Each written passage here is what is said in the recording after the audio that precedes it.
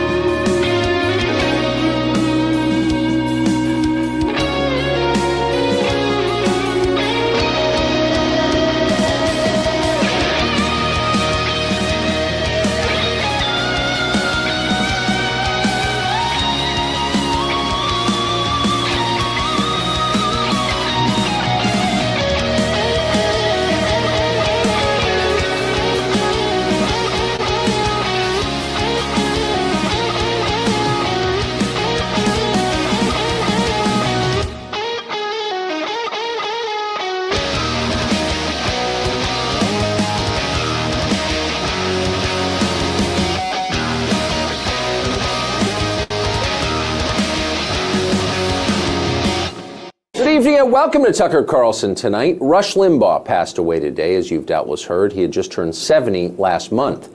There are people, literally millions of people, who listen to Rush Limbaugh faithfully every day for 30 years. Some of them cried when they heard the news. Others on the internet gloated, revealing the depth of their cruelty and soullessness. We're going to ignore them tonight. They have too much influence over our culture already.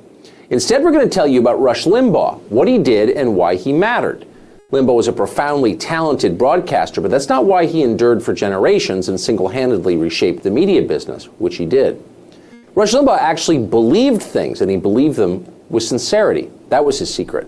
What he believed most of all was that America is a good and decent place and worth preserving. Here he is in 2009 explaining what he believes about America. As human beings, we're no different than the human beings anywhere else in the world. And there have been thousands of years on this planet longer than we have. We're barely 250 years old. And we have outdone everybody in almost everything that lives or raises a standard of living in the history of the world. It's not because our DNA is different. It's not because we're special human beings. It's because of our freedom. It's because of the founding documents and those rights that we have, where they come from. The founding documents, he'd actually read them. He really believed them. He wasn't just saying it. And that was obvious when he spoke. That was a threat to the people who wanted to be more powerful than the Constitution allows, so they tried to silence him. We think of corporate censorship as a new phenomenon, but Rush Limbaugh was fighting it 30 years ago and winning. Here he is on 60 Minutes in 1991. I think I just happen to be saying what a whole lot of people think, but don't have a chance to say themselves. That's why they call me the most dangerous man in America. Somebody's finally saying this stuff. The most dangerous man in America. That's what they called him. That's what they call you when you're brave enough to tell the truth. Few people are better qualified to assess Rush Limbaugh's life than his friend and frequent guest host, Mark Steyn. Mark wrote a beautiful tribute to Rush Limbaugh today on his website, which is well worth reading, and we hope that you will read it. Here's part of it for perspective on his life. Quote, usually in this line of work, if you're lucky, you get a moment, a year or two, when you're the in thing, and you hope to hold enough of that moment as it slowly fades until you retire. Rush did something unprecedented in the history of TV and radio. Commercial broadcasting began in the United States in 1920. The Rush Limbaugh Show came along 2/3 of a century later, became #1 very quickly, and has stayed at the top all the way to today, for a third of the entire history of the medium. That's remarkable. Rush Limbaugh was a remarkable man. He lived a life that mattered. And yes, he most assuredly did. Welcome, everybody, to Monday, February 17th. We are here 4 years after Rush Limbaugh passed away. So let me just put this in perspective. There would be no Donald Trump. There would be no Dan Bongino, no Patrick Bet-David, no Benny Johnson, definitely no Barry Cunningham. None of us would be here. No Tim Pool. I don't want to forget anybody, but insert name there. None of us would be here. None of us would be able to be talking to you if it weren't for Rush Limbaugh. Just the way it is. I remember driving like many of you do, wherever you were going at that period of time while you're working, and listening to him talk and going, wow, man, this guy is bringing stuff I don't hear on television. He's talking about things that people in the news were afraid to talk about. And he was constantly attacked. Sounds familiar. Sounds very familiar. Not much has changed except for the fact that we now can, to a certain extent, reach many, many, many more people than we could ever have conceived of, simply because he stuck his foot and kicked the door in to allow us to be able to do what we do. Yet the fight continues every single day. What we're going to talk about today, there's a lot of news, but then there's not a whole lot of news because the government is shut today. By the way, the government shut down today, but it's not a government shutdown, it's a holiday. You miss it? I mean, other than getting your mail or going to the post office, just imagine if it was like this, I don't know, for a month, and there was no government. Rush Limbaugh used to talk about that all the time. Shut it down. We don't care. Shut it down. And he fought his way through it, enabled us to do what we do here today. And I thank you guys for tuning in. A lot of changes coming this week. Oh, Barry, changing again? Yep, we're changing it all up again. Had a lot of stuff on the back end yesterday, a lot of coding, still not finished, still more to do. Stuff you'd never even notice in terms of what has to be coded and what has to be put here, what has to be put there. In addition, I just change it every so often. I'm going to be changing up the intro and changing out the outro, just keeping things fresh. But, today is today, and today is Rush Limbaugh's day, as far as I'm concerned. It's President's Day. Actually, let's just go ahead and rename that now, too. President Trump Day. Let's make every February 20th, 17th, 18th, whenever it falls, let's just make it President Trump Day. That's what I'm going to call it. No slight to Lincoln, no slight to Washington. But until further notice, for at least the next 4, maybe next 8 years, I'm going to refer to it as President Trump Day. But let's continue as we listen to, I think it's Glenn Beck is going to talk about Rush Limbaugh. I was thinking, Tucker, today, I don't know any man, any one person, not a movement, not a collection of people, any one person that changed the culture as much as Rush Limbaugh did, that added to the culture. Maybe Carson, maybe Johnny Carson. Yeah. But what one man has done this? I don't know of any. It's amazing, and at the center of it, and I don't think, you see him today described as a kind of political activist or a radio guy. He was a creator. He made things that didn't exist before. Nah, he was a creative force. Yeah. Yeah, and for as much bluster, and I didn't know Rush very well at all. He was a very, very private man, and as you know, Tucker, you've lived this lifestyle too. You have very few friends that you can trust, unless they're longtime friends, and even those sometimes will go a little nuts. So he was a very private man that I knew.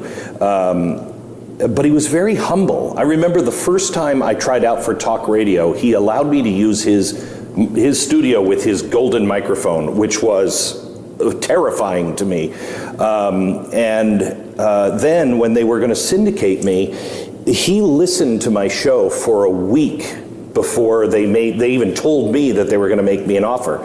And when it came down to it, Craig Kitchen, the president of Premier, met with him, and Craig told me that he had said, he started the conversation and said, Craig, before you say anything, we've been friends, let's just break it easy. It's been a very good run.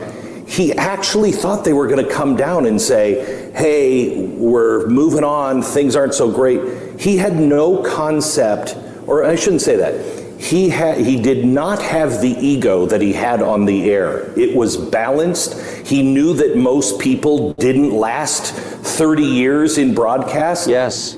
But I don't know if he knew he wasn't most people.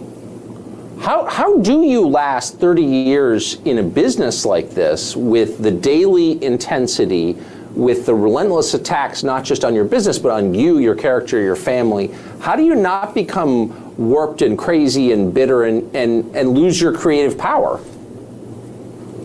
I think that he only had about 15 years of that. I mean, they've always been after Rush, but the last 15 years has changed.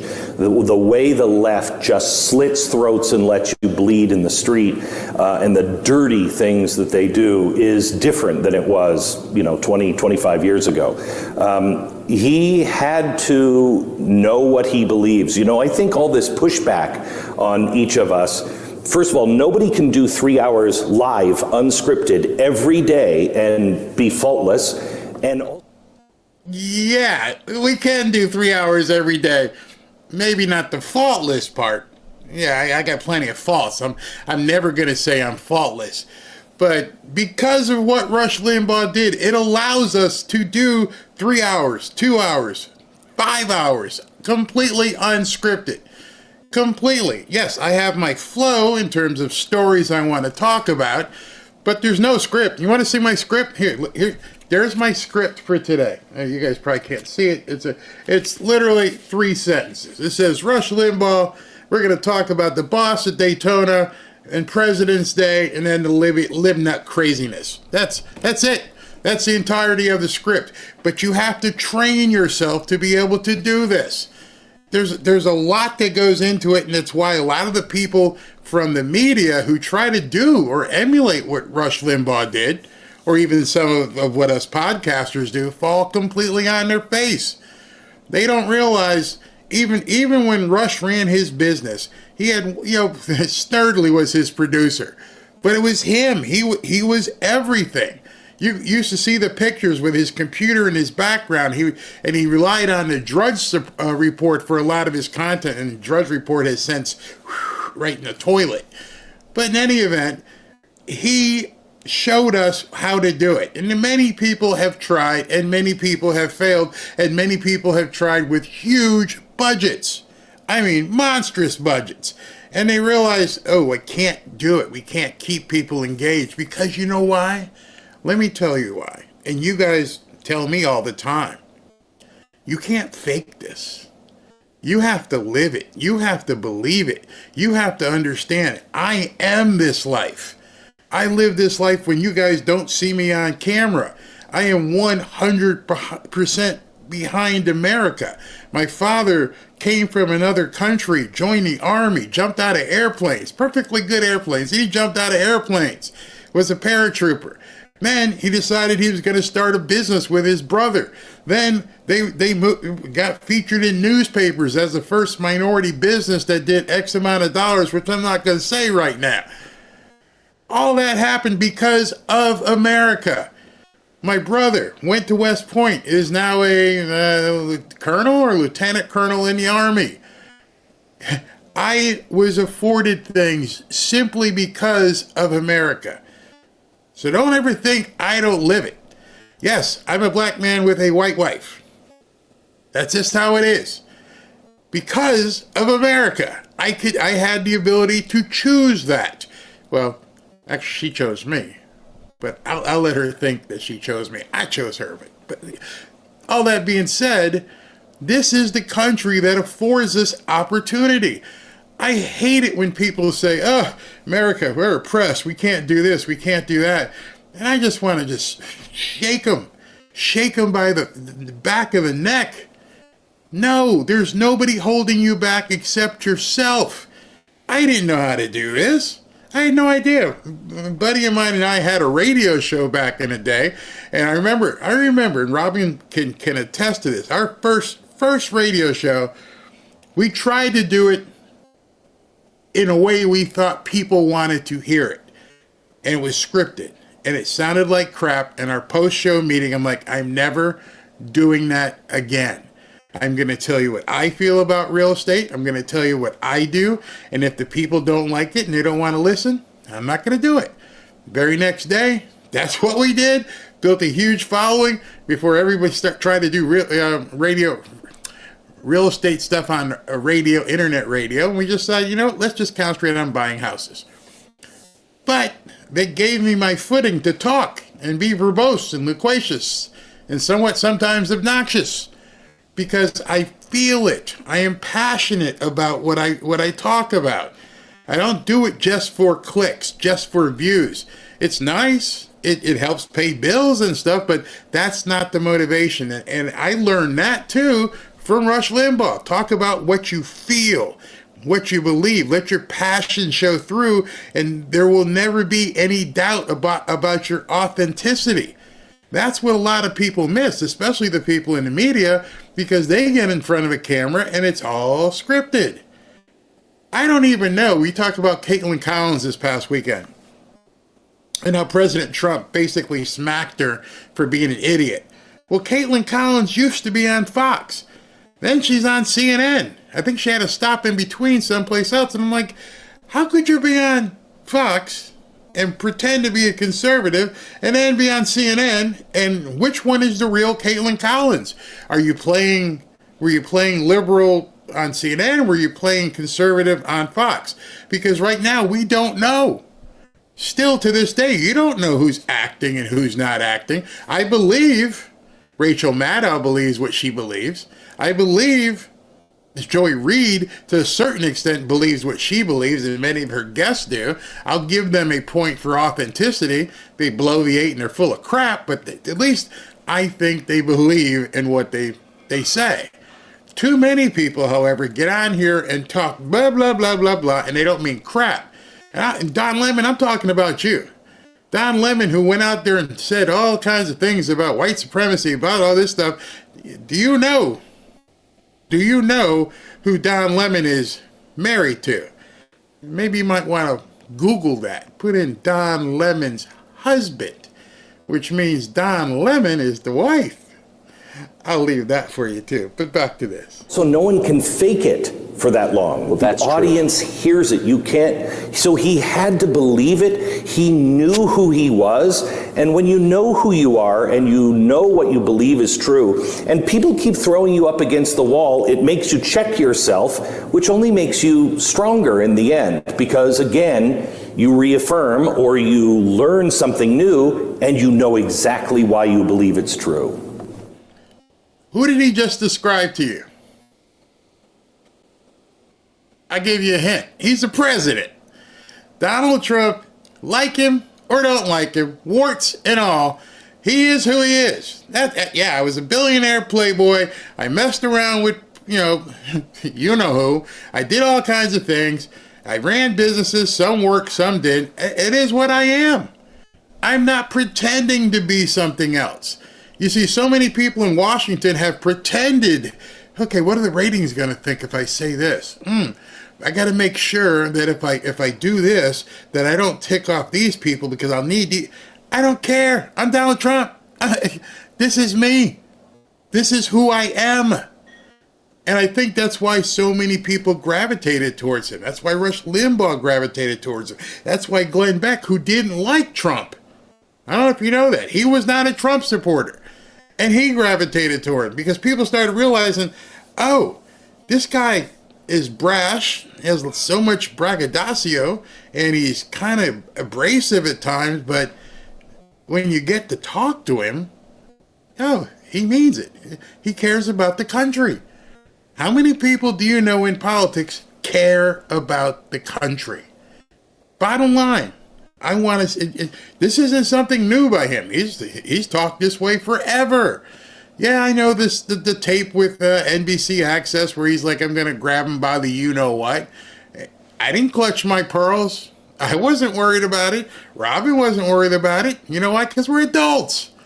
We know how adults talk. I've been in way too many locker rooms to be offended by somebody saying, yeah, I'm a celebrity. Guess what? Sometimes I get to grab them by the you know what. Oh my God, you didn't say that, did you?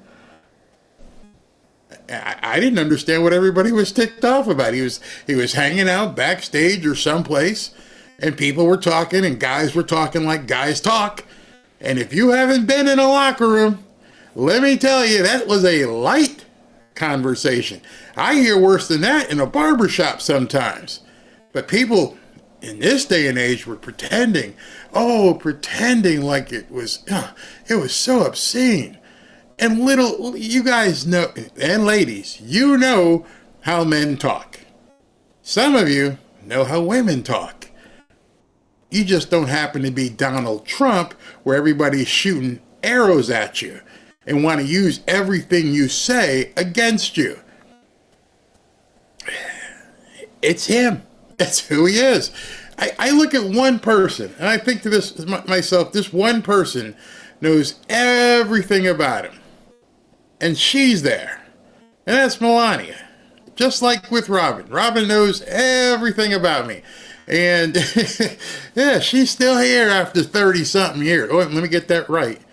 32 years, because if I just say 30-something years, I'm getting myself in trouble. 32 years. She knows everything about me. And I get nice Valentine's Day cards. Me tells me she still loves me because, you know what? I'm real. I don't fake it. This is who I am. That's who Donald Trump is. And that's who Rush Limbaugh was. But not to become bitter. I mean, for sure, opposition forces you to clarify your own beliefs. It toughens because you. he was never... Tucker, you're the same way. We don't become bitter because we don't do the show for those people. I heard Rush say one time, and it is so true. In fact, I just said it recently. I don't do my show for those people who don't listen. He wasn't doing the show for those people. He was doing it for this amazing audience. And say what you want. Rush Limbaugh's audience, my audience, the talk radio audience, your audience, they are... My audience? I don't even like talking. I don't even like using the word audience. And that goes way back to my advertising days. I never wanted to talk about people. I would tell brand managers at big corporations, they're not your audience. They're not your customers. You got to begin thinking of every single person as digital media came into vogue. This is your community. You have to build your community. They have to send you, you're there, and you have to surround them. You have to make sure that they feel wanted, that they have a need. You have a need for them. Whether it was a billionaire CEO or just a brand manager, I said, you're afraid of social media. You need to get in the trenches and talk to them. I cannot even fathom how big Rush Limbaugh would be today if he was still here and involved with social media. I know the emails I get. I know the direct messages I get. I couldn't even fathom how many comments he would get. And like Glenn just said, he didn't care about trolls. Trolls are trolls. I'm not producing shows. Rush Limbaugh wasn't producing shows for trolls. I know they hate what I have to say. I know they insult me. But I'll tell you what, I'll let them insult me, and the mods will tell you, you insult someone else in this community, and we're going to lop you off. Just go ahead and chop your head off. You're done. Don't even want you around. Don't want you around. I don't care what you think about me. I do care, and I will protect every single day those of you in that fanfare family that want to engage with others here. That's what's most important. That's what the liberal media doesn't get. They don't understand that at all. You have to embrace your community.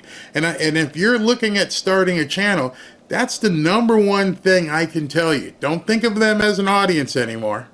Don't think of anybody as customers, which is why we give away so much stuff here. I don't even want to sell to people because it feels like family. It's a community.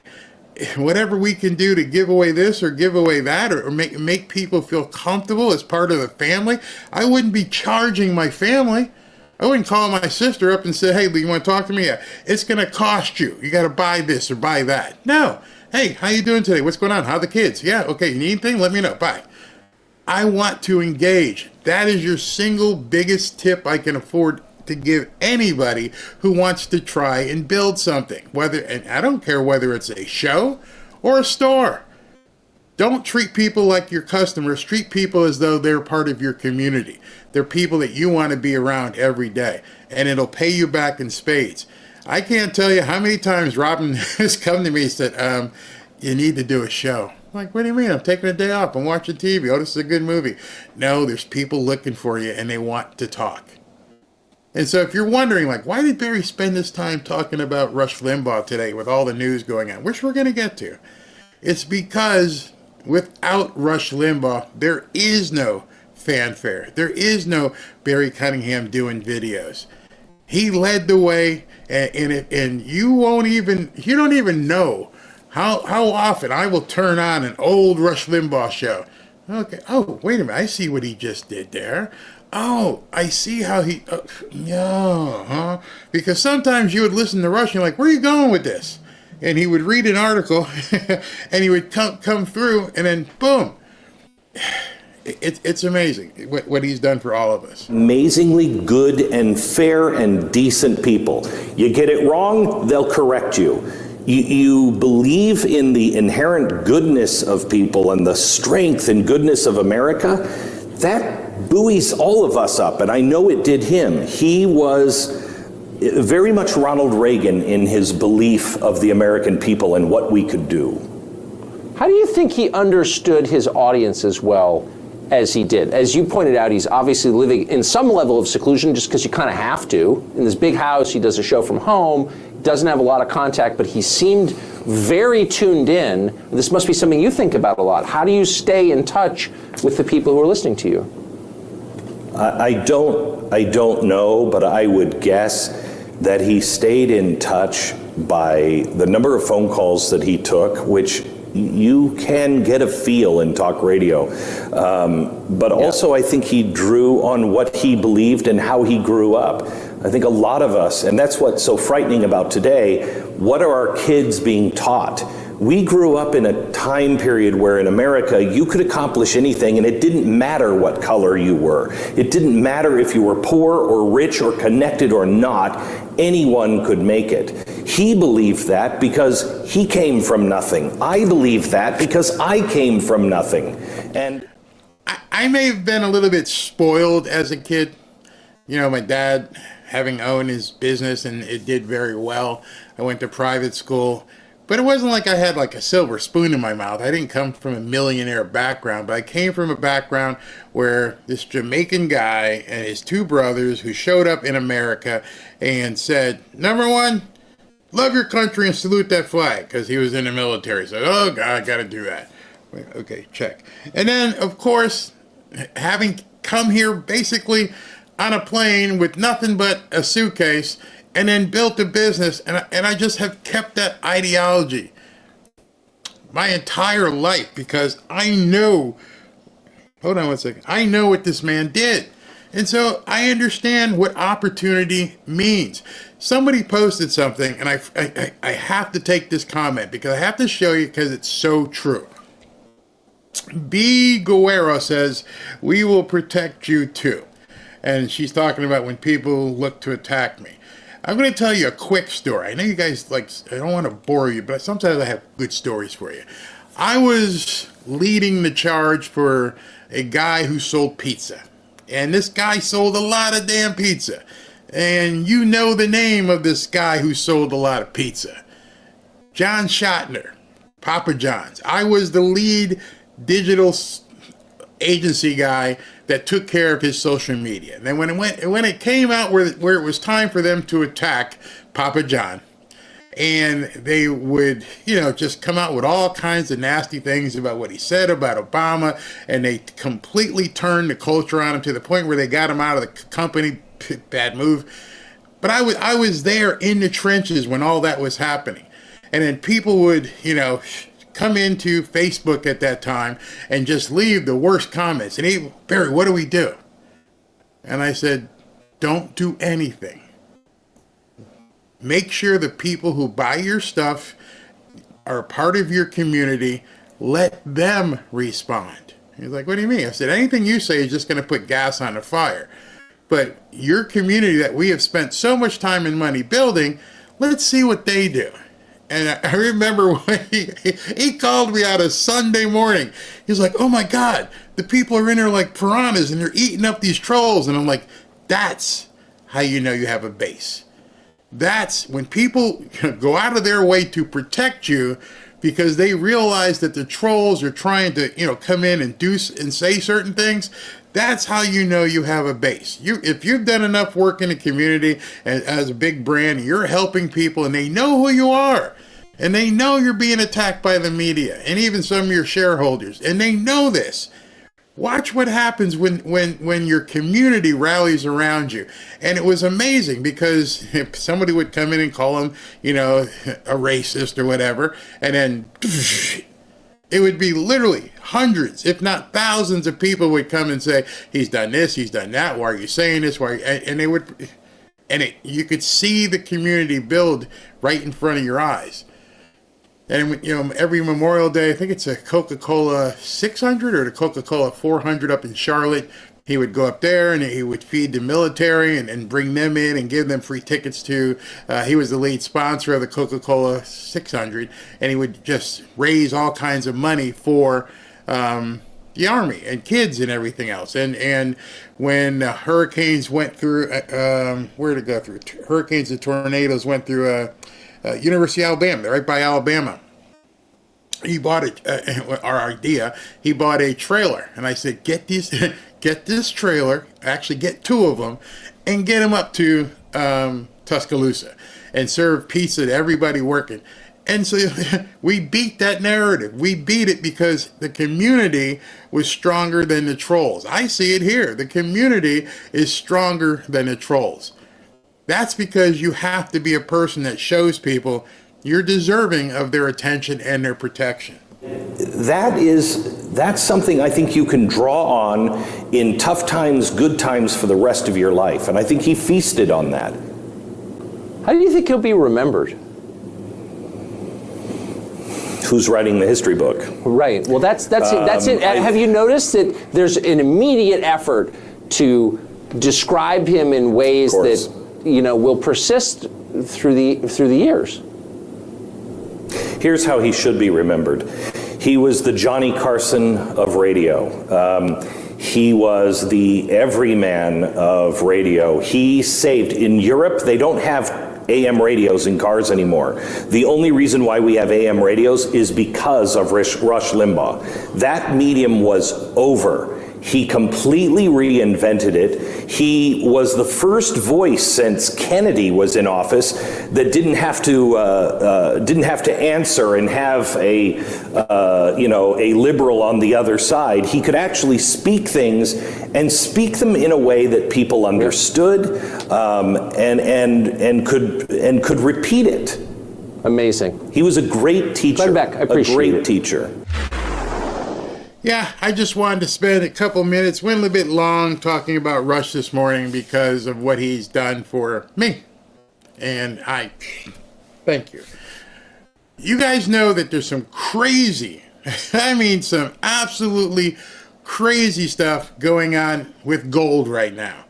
Lots of rumors, lots, some crazy stuff. I mean, I saw this, and it's starting to get a little freaky out there. It says, breaking, Elon Musk suggests doing a live video walkthrough of Fort Knox to ensure that the gold is there. People across the country would be able to watch this live. You're also seeing billions of gold, $1 billion of gold being transferred back into America. All of a sudden, out of nowhere, a whole lot of gold's being shipped to America. I don't know if it's going to be like, you know, Geraldo's thing where you open the vault and Al Capone's vault and nothing was there. But nobody has audited Fort Knox since 1974. Nobody knows what's in Fort Knox except for maybe a small amount of people. Whoever's guarding it, I'm sure they can look in and see if there's gold in there or not. Can you imagine if we open the doors to Fort Knox and the gold's not there? I'm not going to go down conspiratorial lane at all. I'm just wondering, something weird is going on with the gold market. Many of us are noticing it. I don't have the answers for all of this. I'm watching intently. I'm seeing that people are looking at this and going, this could be devastating, or it could be an immense opportunity, either way. Because I'm going to get Kevin Demerit from Lear on here, hopefully in the next day or so, to talk about what in the heck is going on with the gold market. Because there may be an opportunity we haven't seen in I wouldn't say a lifetime, but near lifetime. Because if they open up those doors to Fort Knox and they look in there and there's not a whole lot of gold, since 1974, I don't know where it would have went. If that gold isn't where it's supposed to be, all hell is going to break loose in the gold market. So if you're in a position to even buy a small amount of gold, where's my small thing of gold? Yeah, even a small thing of gold, you might want to get in it. Listen to this from my talk with the people at Lear Capital. As you know, President Trump has assembled the Avengers to make America great again. And of course, we're all excited and ready to see them get to work. But with everything we're seeing right now, don't take your eye off the ball. Things could get much worse before they get better. With the possibility of World War III still looming, and with the Democrats doing everything they can to impede Trump, you still need to keep your guard up and your money protected. Oh, and our national debt is still massively increasing. Don't get me wrong, I have high hopes for Trump's America, but I also have a family to look out for. You see, Trump and the Avengers have quite the uphill battle ahead. That's why I'm making sure I'm protected, and I'm recommending that you do the same. One way to be protected is by diversifying your portfolio. That's why on this channel I've been happy to partner with Lear Capital. As you know, I've been involved in real estate for quite some time. And although I dabbled in gold and silver, Kevin and his staff at Lear have helped to educate me even further, especially in regards to silver. Give Lear a call today and they'll show you how easy it is to move some of your savings or your retirement account into gold and silver. Gold and silver have been proven to hold value and protect wealth for the long term. Call Lear today at 800-601-5430 or go to learberry.com to get your free gold and silver wealth protection guides. There's no obligation, just free information. Many of you have seen my interviews with Lear founder Kevin Demerit, and I can tell you this company is solid and likes to educate their customers. Just so you know, Lear has over 27 years of experience, thousands of 5-star reviews, and over $3 billion in trusted transactions, and is the only company with a 24-hour risk-free purchase. You don't pay unless you're 100% satisfied. So call 800-601-5430 or go to learberry.com. And when you call, don't forget to ask how you can get up to $15,000 in bonus gold or silver with a qualifying purchase. So if you'd like to take advantage of this opportunity, please call my friends at Lear Capital at 800-601-5430 and tell them Barry sent you. And I'm not looking to scare anybody. I see some of the comments in here. People are like, what about the dollar? I don't know. I'm not at that level in terms of understanding what could happen if they open that thing up and there's nothing there. I mean, whew, could you even imagine? And on cue, if you want to really put on the tinfoil hat, okay, I'm going to put on the tinfoil hat. Fort Knox is in Kentucky. You know what's happening in Kentucky right now? Right around Fort Knox? Floods. So, you know, kind of maybe stop people from going to Fort Knox. Crazy stuff. Crazy stuff. I'm just laying it out there. You can go look at the Weather Channel yourself and see what's going on right around Fort Knox. Right around there. Too many coincidences. Just too many coincidences coinciding with these people freaking out. But a good thing happened over the weekend. Let's go back a couple days, and Donald Trump has had a fantastic, and America has had a fantastic, 2 or 3 days. You are looking at Air Force One as it makes a flyover over the Great American Race, the Daytona 500. President Trump set to arrive any moment now, where he is going to enjoy the race with the tens of thousands of fans who are there. The guy reading this for Fox News obviously has never been to the Daytona 500. Tens of thousands? Is that what you just said? Bro, the Great American Race, which I was a part of, and again, back in the advertising days, used to hang out there in Daytona, brings about 200,000 people. Not tens of thousands, hundreds of thousands of people. 200,000 plus people. And it's not just in the stands, it's in the infield, it's in the parking lot. People who didn't even buy tickets, it's all at Daytona. Is a buzz around, race week. It's incredible. Absolutely incredible. If you've never been to the Daytona 500 or gone to Speed Weeks and Race Week or even the Daytona 500 itself, it's a phenomenal event, and it's home to hundreds of thousands of people. Most overwhelming Trump supporters. In the stands, in the infield, and for the folks who are watching outside the actual raceway. Spot. What brings you back to the Great American Race? Well, I think it's fantastic. It's great for the country. Our country is doing well again, and we have spirit all over the world. There's spirit again. We brought it back, and it's been less than 4 weeks. So you'll see what we do in a little period of time. It's going to only get better, but this is very exciting. You brought your granddaughter. I know some of your other family members are here.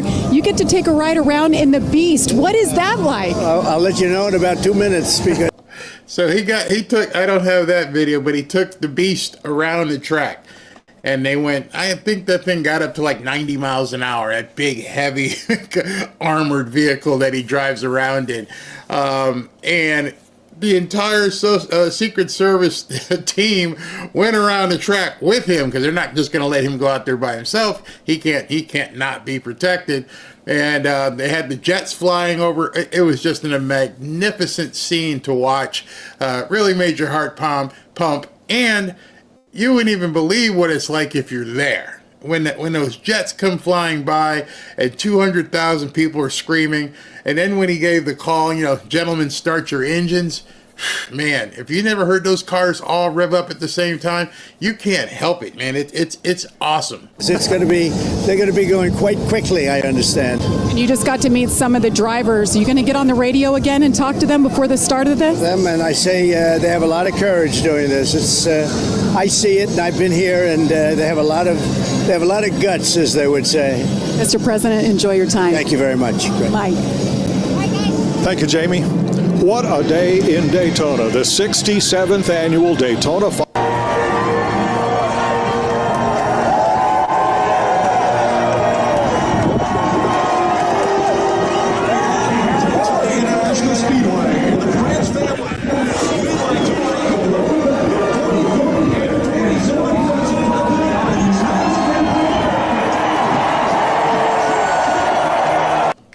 Look at all those people. Tens of thousands? I think not. Hundreds of thousands of people screaming for the president. It was incredible. I don't have the video of when he did when he was doing the lap, but while he was doing the lap, he was actually talking to the drivers. Have a good day today. It was incredible. And they played it so you could actually hear, but that's under copyright, so we can't touch that.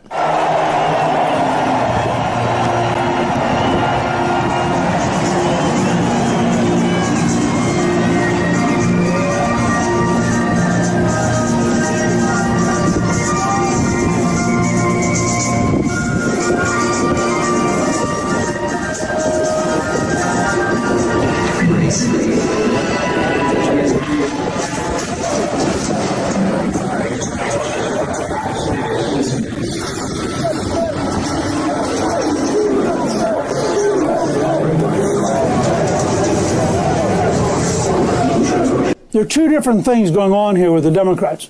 The first is they are watching with terror as all the different sources of government money that has propped them up for the last 60 or 70 years, all of it is now being challenged by President Trump and by Elon Musk.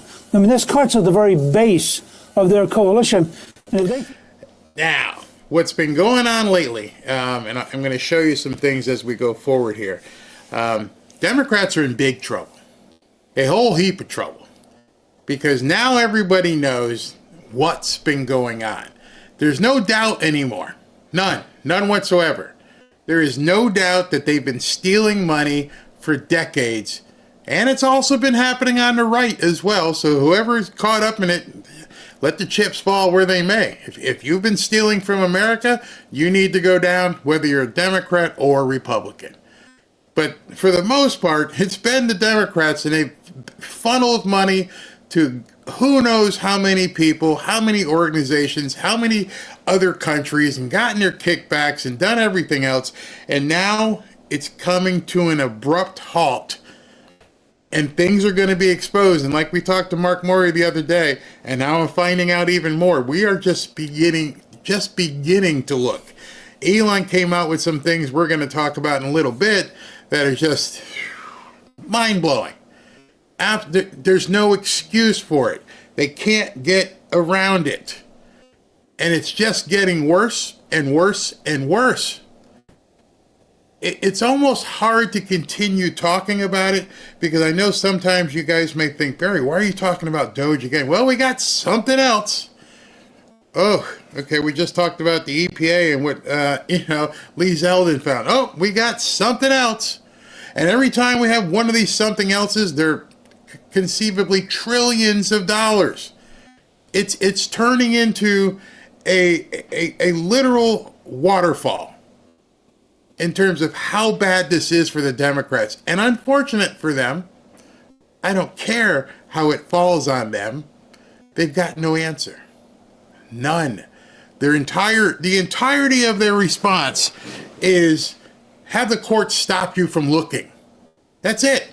I can't respond to the dollars. I can't respond to who got it. I can't respond to any of that. The only response I can do is hope we do enough lawsuits that we stop everything. Man, and it's getting worse and worse and worse. Mark Mitchell, who I'm hoping actually can get on the show this week, because I'm calling in everybody. Hey, man, you got to talk about this. What in the hell is happening? Trump's numbers are looking like a hockey stick. It got so bad, I can't show this because of copyright, but if you haven't seen what happened in the USA-Canada hockey game, you might want to go ahead and search for that on Twitter, because that's where you get to see it without the copyright problems. They played the American national anthem, the only anthem, not the other one anthem. And the people in Canada booed. Oh, booed, boo, boo, America. So what did our boys do? We dropped the puck, and within 3 minutes, there were like 10 fights, 9 or 10 fights, and they beat the crap out of the Canadians. And I mean, with fists and on the ice. Beat the crap out of them. America is so back, and the Democrats and the Libnuts, one and the same, and the media have no response. They can't even fathom how bad this is. You would think right now they'd be going for the lifeboats and saying, we need to jump ship. We need to take off because we can't continue to bolster and put our own personal credibility on the line anymore. This is over. Liberalism is on life support. Barry, why are you telling us this? Because you need to help finish him off. You guys got to become people like the guy in Mortal Kombat. Finish them. Keep talking about it. The more you talk about it, the more people hear it. They can try to ignore it, but they can't stop it. And listen to Newt Gingrich here as he talks about it. And bribe people. If they can't act corruptly, if they can't take care of their friends, their entire coalition is going to collapse. Second, you have a very large part of the Democratic Party for whom the beliefs you were describing, transgenderism, for example, are religious beliefs. This is a secular religion. They can't unlock because they believe these things. They believe in an open border. They believe that there really is no such thing as America. They believe that it's really good to have millions of people flood into this country. It's really good to have people who don't have to work, that work requirements are inherently bad. All of these things are a semi-religious or religious belief system, and that's why they can't unlock. It's not rational. They can't sit down and do a common sense analysis. They're instead trapped into being for things that are profoundly unpopular with most Americans. I hope you understand how strong you are at this point and what you can do and how you can promote the end of liberalism and the Democrat Party. Stomp them. If what Elon Musk just posted is true, unless he's trolling the left, if what he just posted is true, all hell is going to break loose. This is what he just posted. Looking for the gold at Fort Knox.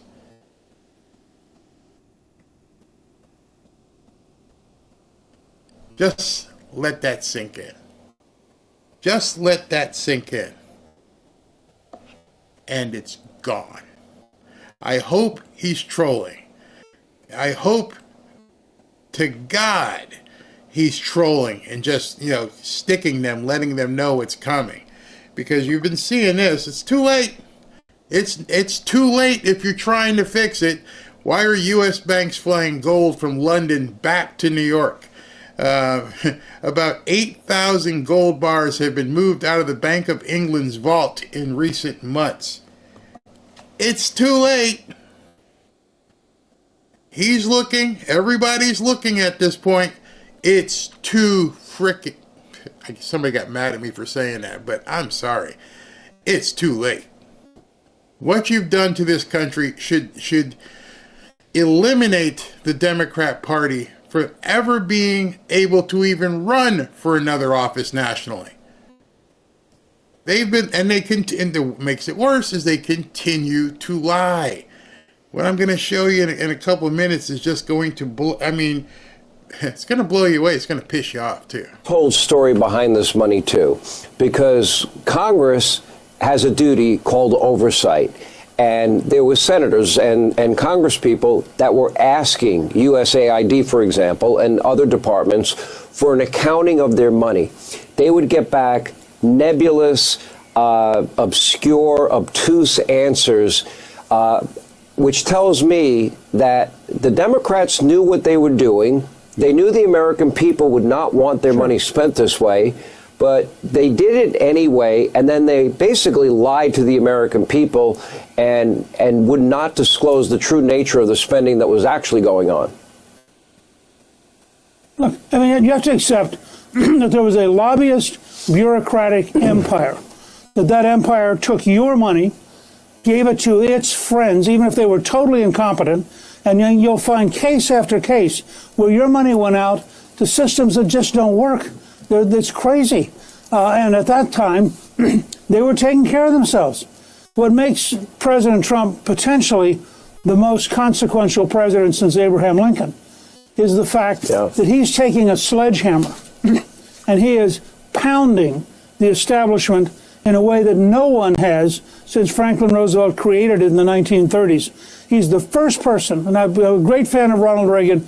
Reagan defeated the Soviet Empire, but he didn't try to take on the American establishment. Trump has had the guts to go straight at it, and I think the American people are going to be with him even more so when they learn how really sickeningly bad it is. Meanwhile... I love that meanwhile thing.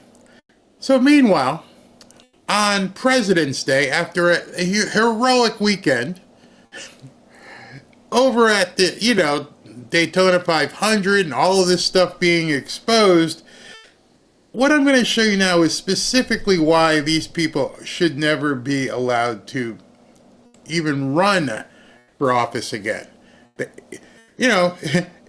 You grow up understanding you have to ask for forgiveness. You have to, show that you are sorry for what you've done. The Democrats are pretending like not only are they not sorry, there's nothing to even discuss. Mom comes home and said, who broke the vase? What vase? The vase that's sitting on the table, or used to be sitting on the table. Oh, I didn't even know a vase was there. You're the only one in the house. Oh, I don't know. That's how insulting it is. They all know we know. They know we know. And they're trying to pretend like you don't know what you don't know. They're trying to make, the gaslighting's not working anymore. Every single day, something else is coming up. And they're starting to get really stupid. How stupid? Oh, this is how stupid. Meanwhile. All right, so the headline here is presidential historian says President's Day is ridiculous. We should scrap it? What do you mean? It is a little bit silly. I mean, we have had some real duds, so I'm not sure we really want to be celebrating all presidents. And the tradition actually comes from celebrating birthdays, which is a celebration that we inherited from celebrating the king. Do they send these kids to college to get stupid? Are we actually living in the Godfather movie? When Sonny tells Michael, what, they send you to college to get stupid? They actually have people who are willing to go on television and spew this drivel. It's absolutely mind-blowing. Hey, maybe we shouldn't even have President's Day anymore. Okay. Hey, you want to come on TV and I'll let you talk about it? Yeah. I just got my degree a couple years ago, and I'm going to tell the American people that your history means nothing. Mount Rushmore, let's just take some dynamite. Let's blow it up. None of it matters. We shouldn't have President's Day. It's a useless holiday. And I'm just not sure that that's exactly what we want. Yeah, I mean, I'm not sure that we necessarily want to celebrate the people. I think that we want to have a certain respect for the office. I totally get that. And some have done extraordinary things, but by celebrating all of them, I do think it causes us to think of the president as somehow other, when in reality, they are a citizen just like everyone else. So you mentioned this earlier in the... I bet you if you ask her a question, if it was a woman president, would it be okay? Oh, wait a minute. You would know if it was a woman or a man. Okay, forget that one. If it was another person of color, would you want them to be President's Day? Would it have been Kamala Day if she had won? I'm just asking. And now all of a sudden Trump's in office, and you probably realize you're not going to have another win in a national election for quite some time. And you're like, hey, let's pump the brakes on President's Day. We don't need to celebrate this. Oh my God. The end of this entire thing. Liberalism is a disease. It needs to be excised like a bad tumor from society. All their ideas suck. They don't have any good ideas. Now we're finding out whatever ideas they had, it was to get people to talk about them while they were stealing money. Hey, let's go ahead and have this thing, this program, and it's a social program. It's going to help people. Meanwhile, let's shift $50 million over to Mozambique because they can't keep their thing in their pants. Yeah, how about that? Show the idea that Trump posted something just over the weekend where he quoted Napoleon Bonaparte-esque, saying, "He who saves his country does not violate any law." It feels like exactly the example of what you're saying we should push against. Yeah, that's So you can't quote anything. You can't use any historical quotes because we need to push against people using these kind of quotes. I don't know what they're doing in college these days. It scares the hell out of me. My grandson, who's the oldest of Ashley's kids, is a sophomore, and he's going to be going to college in a couple years. And I'm like, oh no, what are they doing to these kids? What are you people instilling into these children? You're poisoning minds.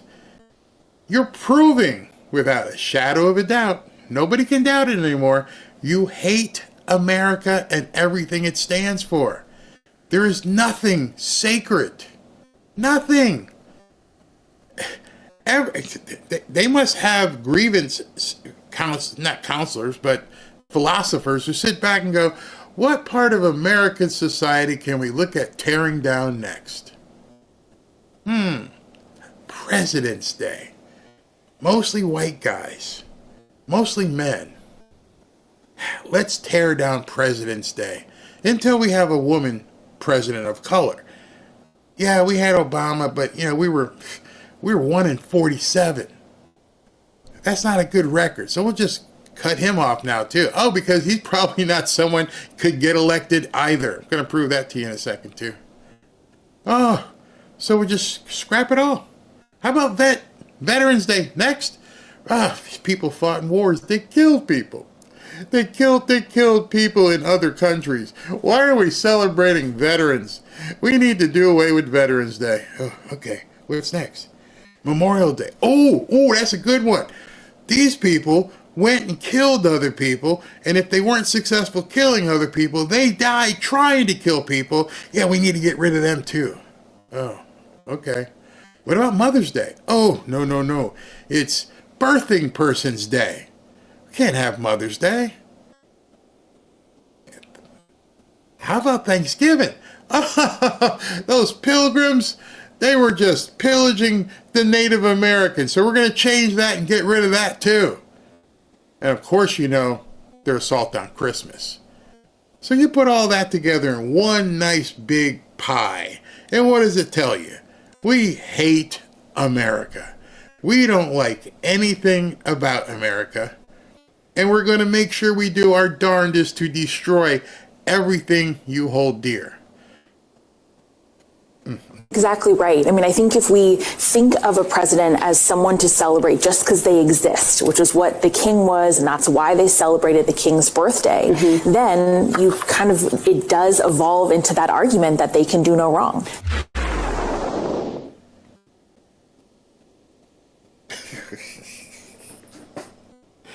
I try. Not sure about college nowadays. I see too many people going woke. Yeah, it's crazy. No Father's Day either, since gender to them is fluid. Yeah, birthing people. Whew, it's crazy. The holidays are the grand wheel of the spending economy. Yep, they've been all commercialized. Absolutely. I can't. What they don't realize, they don't understand charts and ratings, and they don't understand polling, real polling, and realize they're standing on an island. An island that is shrinking, and it's just nothing but water and sharks, because nobody wants what you're selling. You know, a byproduct of that, and how you can tell they're all crooks. Some of you guys know that David Hogg, who has tried to parlay the Parkland High School shooting down here into a career, somehow got named to be, you know, part of the DNC. And what does he promptly do? Oh, he's learned from the best. I need to steal. I need to make sure the grift is going. So he's been pulling money away from DNC donors for his own accord. It's rotten to the core. It doesn't get better. It's not something that is going to heal. Its only purpose is like a virus. A virus is not there to eventually heal. A virus, whether it's computer or otherwise, its only existence is to do harm. There's no virus that says, you know what, go ahead and damage what you want and then, you know, just dissolve. No, it keeps going. It keeps going, looking for more stuff to damage. Its only existence as a parasitic thing is to destroy. You have to look at liberals and Democrats right now as parasites. All they want to do is to destroy. There is nothing of value that they're putting forth. I mean it. I'll look at it objectively and say, okay, show me something that you think is going to help people. And I think it's bad. It's really bad. But the closest thing was Obamacare. Hey, let's see if we can't get, you know, these people some health care cheaper, and, you know, so that everyone can have health care. Good idea, but you screwed it up trying to make other people pay for it and all the different things that you tried to do because you tried to fill it with crap. But it had a small window of like, some sort of national payment on, you know, healthcare. That might work. Maybe you should have tried it. Let's do an experiment. Let's try it out first. How about just trying it with the vets? All right, hey, you're a veteran. Here's this card. We're going to call it Vet Care. You can go to any hospital, any doctor, anywhere in the country. You don't have to go to the VA anymore. We're gonna make you, you know, whole. Whatever. You could have, okay, how's it working? How they have big wait times? And you could have tried it out. But no, you ruined that too. Other than that, what other program has a liberal or Democrat put forth that makes any sense today? I love what Kennedy had done years ago with the Peace Corps. Go out and, you know, just go out and talk to people and try to help them and, you know, take baths and not roll around in dirt and stuff. Yeah, that was pretty good. I had some friends in college who went to the Peace Corps. I had some, you know, friends who were missionaries and did stuff. Yeah, noble. But now you've turned into a cesspool with nothing but leeches and stanky stuff. You got nothing. And then you breed more nothing. You breed more grift. How in the hell is Ilhan Omar involved in our government? How is Rashida Tlaib involved in our government? AOC, there's one. You picked a good one there, didn't you? Man. All right, real quickly, we have some breaking news now, and this would appear to... Now, this is where it starts getting a lot of fun. Some of you guys may already know this breaking news, but there's a piece of this breaking news that I didn't see a lot of people talk about. Listen to this. Where is it? Another legal victory for the president and the person he's tasked with, the Department of Government Efficiency, Doge, Elon Musk. A federal judge has just declined to issue an order halting Elon Musk and Doge from accessing federal data and slashing personnel. Attorneys general from 14 states are attempting to stop Musk and Doge from accessing data in 7 federal agencies and from firing or putting on leave employees in those agencies. U.S. District Court Judge Chutkan just refused to issue. Hey, Harris, back up. Slow down right there. Y'all catch that? Not a lot of people caught it. I saw a lot of people talking about the order. Not a lot of people caught that. Judge Chutkan said you can't touch Doge. Y'all know who Judge Chutkan is, don't you? Judge Chutkan was the judge that was helping to facilitate Jack Smith. She was the one who kept ruling against Trump during the whole Jack Smith saga with the phony documents and all that crap. And Judge Chutkan just stepped in and said, nah, Elon and Trump, they can go ahead and look. And I didn't see many people go, hey, what happened to her? Is it such a slam dunk that even she couldn't? I can't. As much as I want to stop him, I can't. Sometimes law is simply black and white.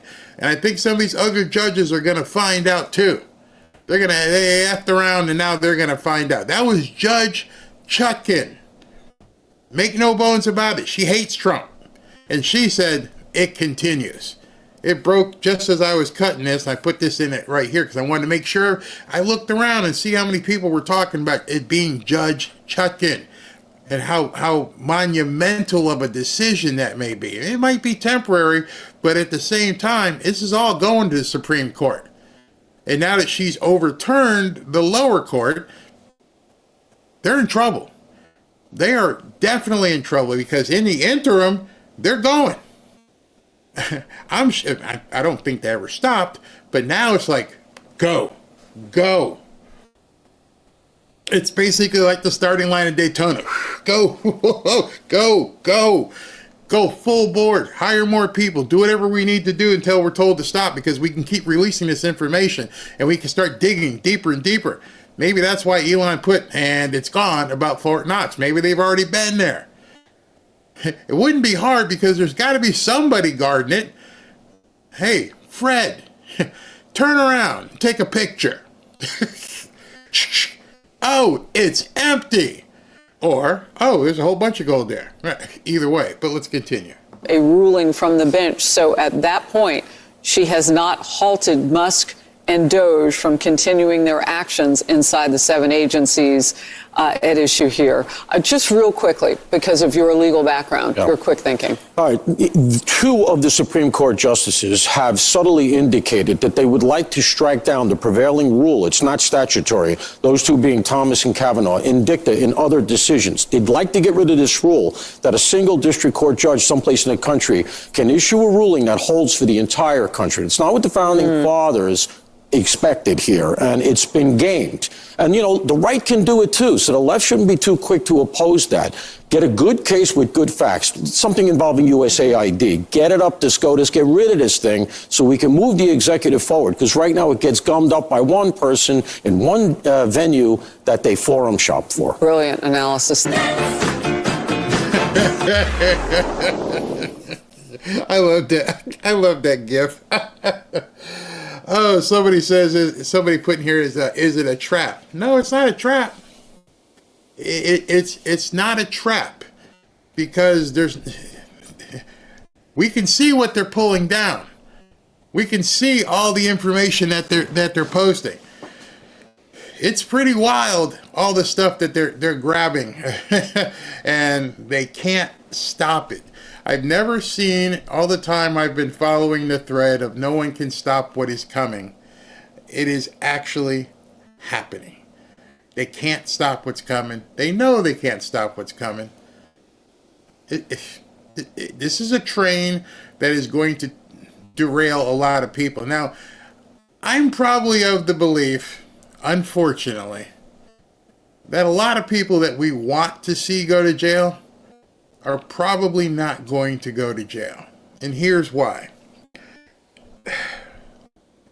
They are going to do everything they can to win in 2028. If you can afford millions and millions and millions of dollars, you may see some of these people get charged. But if you have good attorneys, it may stretch beyond 2028 before you ever get in front of a courtroom. And then, of course, it has to do with like what courtroom you get in front of. Are you going to get in front of Washington? Are you going to get in, someplace where it's heavily liberal Democrat who's going to look the other way and say not guilty? At this point, I'm going to hope for the best, prepare for the worst, but even the worst is going to be this party is done. Because as more and more people see what the Democrats have done, your money that you've stolen is going to be worthless to you.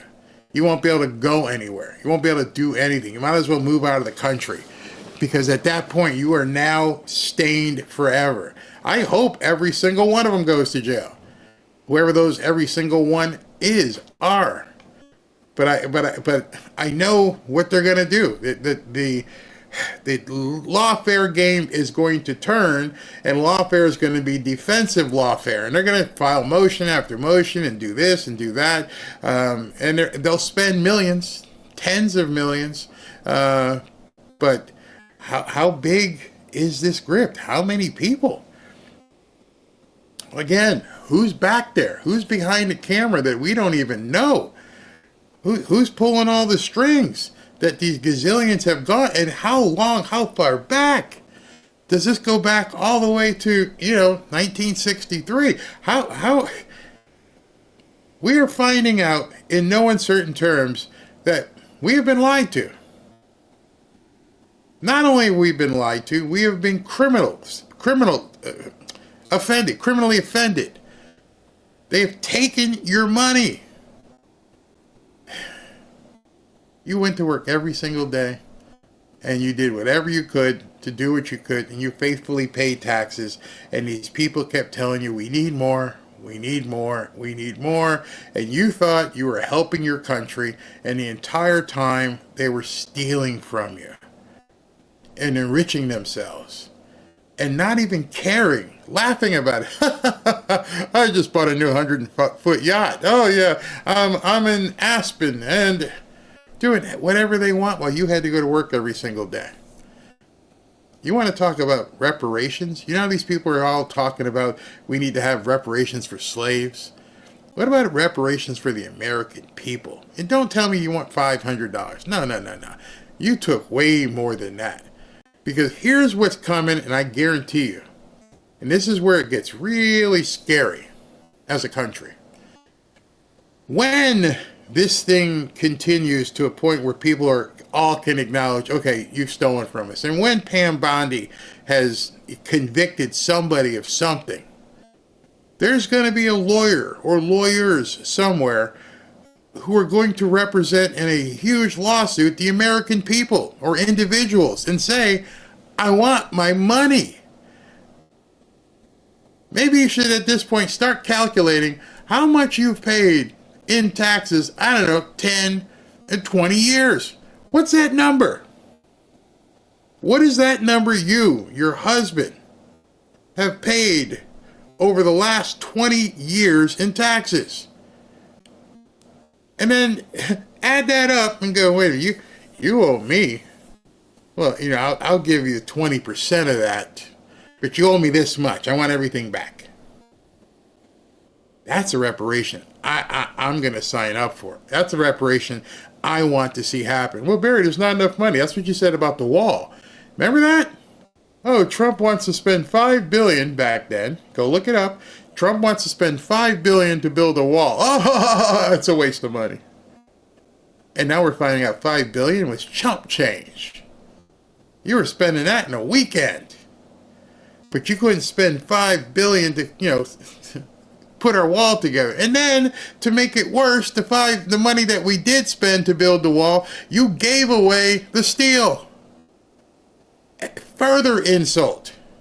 I know we spent this much money, but, Trump put it together. But Trump's not doing it now, so we're just going to sell it all for like 2 cents on the dollar. So you're liquidating the money that you took from me and just don't care. Hey, we're going to leave, a gazillion dollars on this base in Afghanistan. Wait a minute. That's my freaking tank. That's my truck. an airplane and jet over there. That's mine. You didn't ask me if you could just leave it. We're going to pack everybody and bring them over here, but we're going to leave this base in Afghanistan with $1 gazillion worth of military equipment. So can I write that off? I mean, I paid for it. How do you, can we all say X percentage of what you left in Afghanistan, we get to write off our taxes? Because that's our money. And you didn't care. Have you thought about that? Have you thought about you paid for the tanks that the Ayatollah assholes are driving around in right now?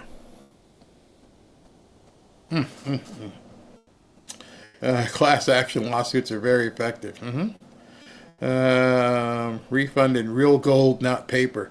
It was 5 cents on the dollar, and it was not all steel, but it was some loads of the steel. Yeah, exactly. That's my AUR base. Yeah, it's all over there. Bear with.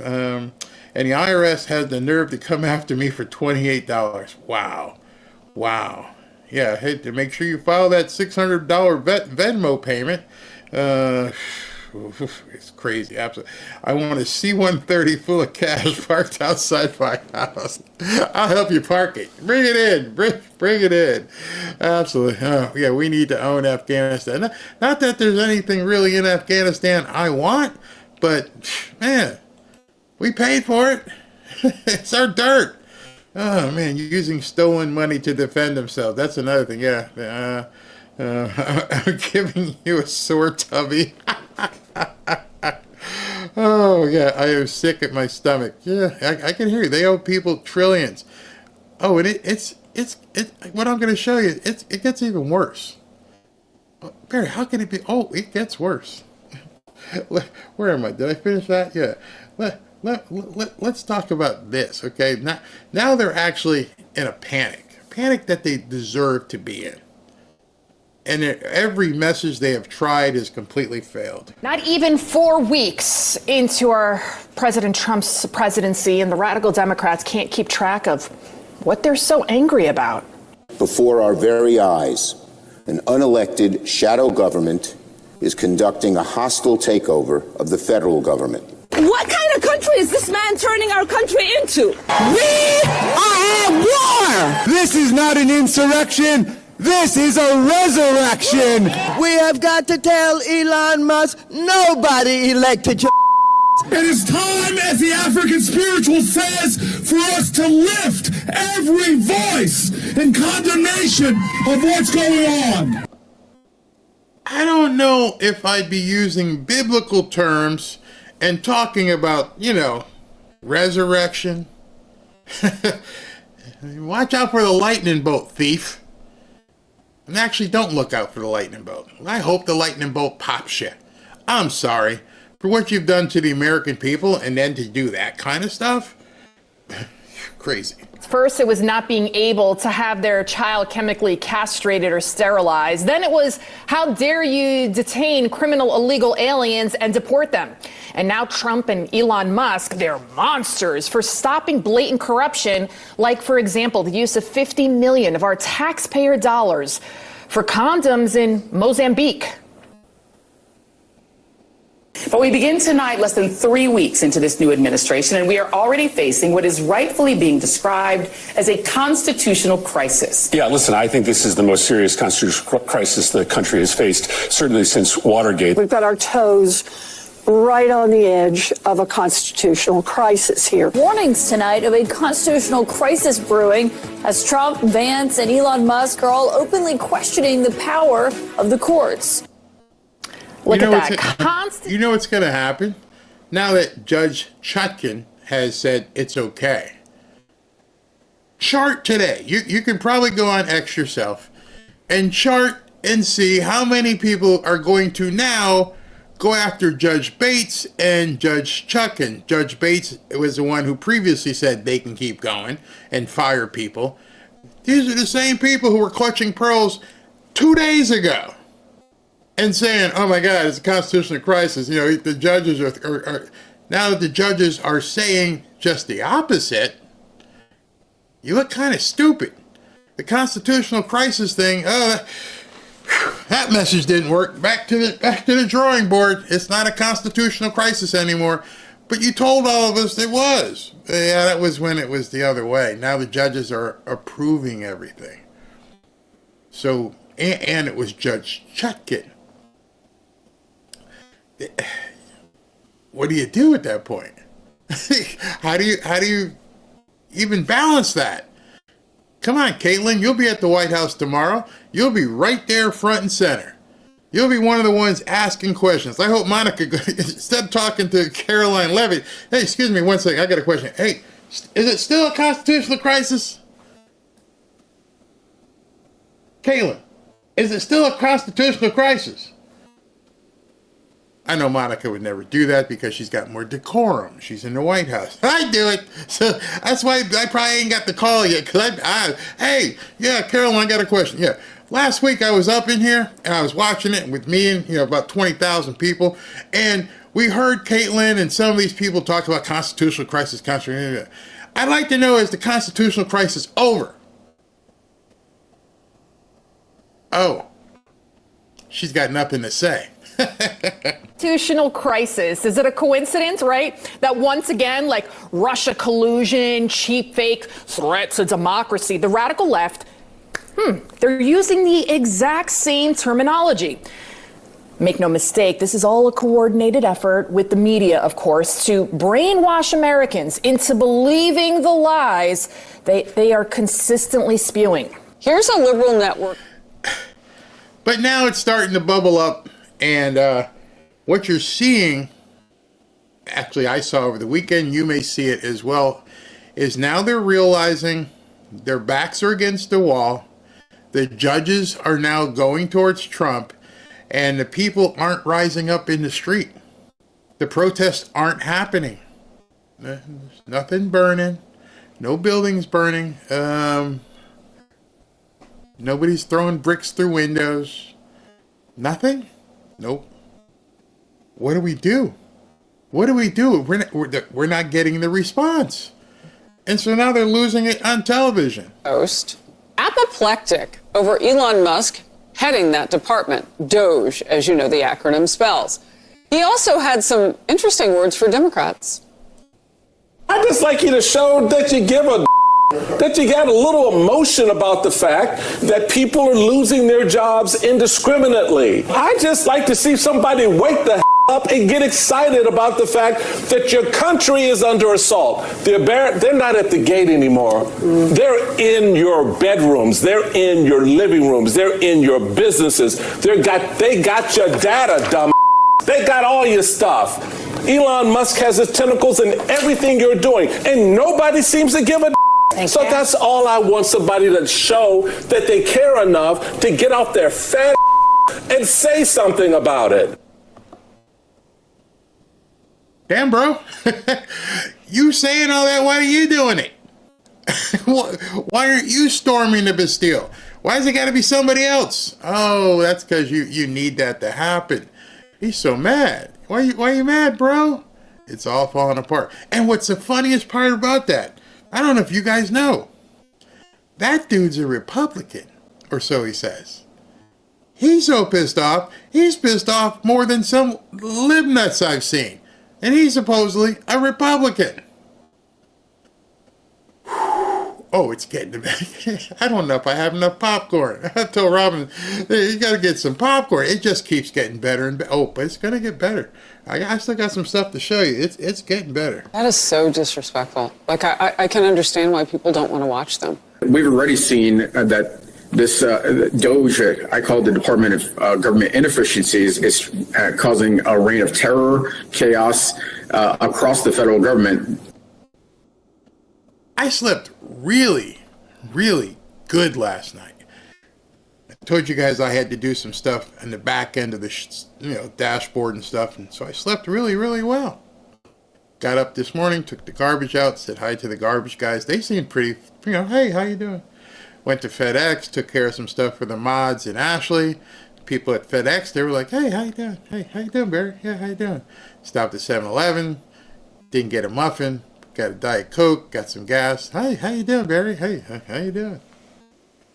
Nobody I ran to thought they were being terrorized. Not a single person. Nowhere. Looked like they were like, oh my God, we're being terrorized. Nope. Nobody. Nobody screaming. Worried about Elon looking at data. Nope. Didn't see any of that. Drove past Publix, our grocery store.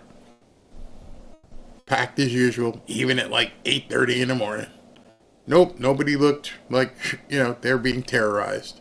Didn't see any military guys in the street looking to fight terror. So my question is, what the hell are you talking about? What do you mean we're being terrorized?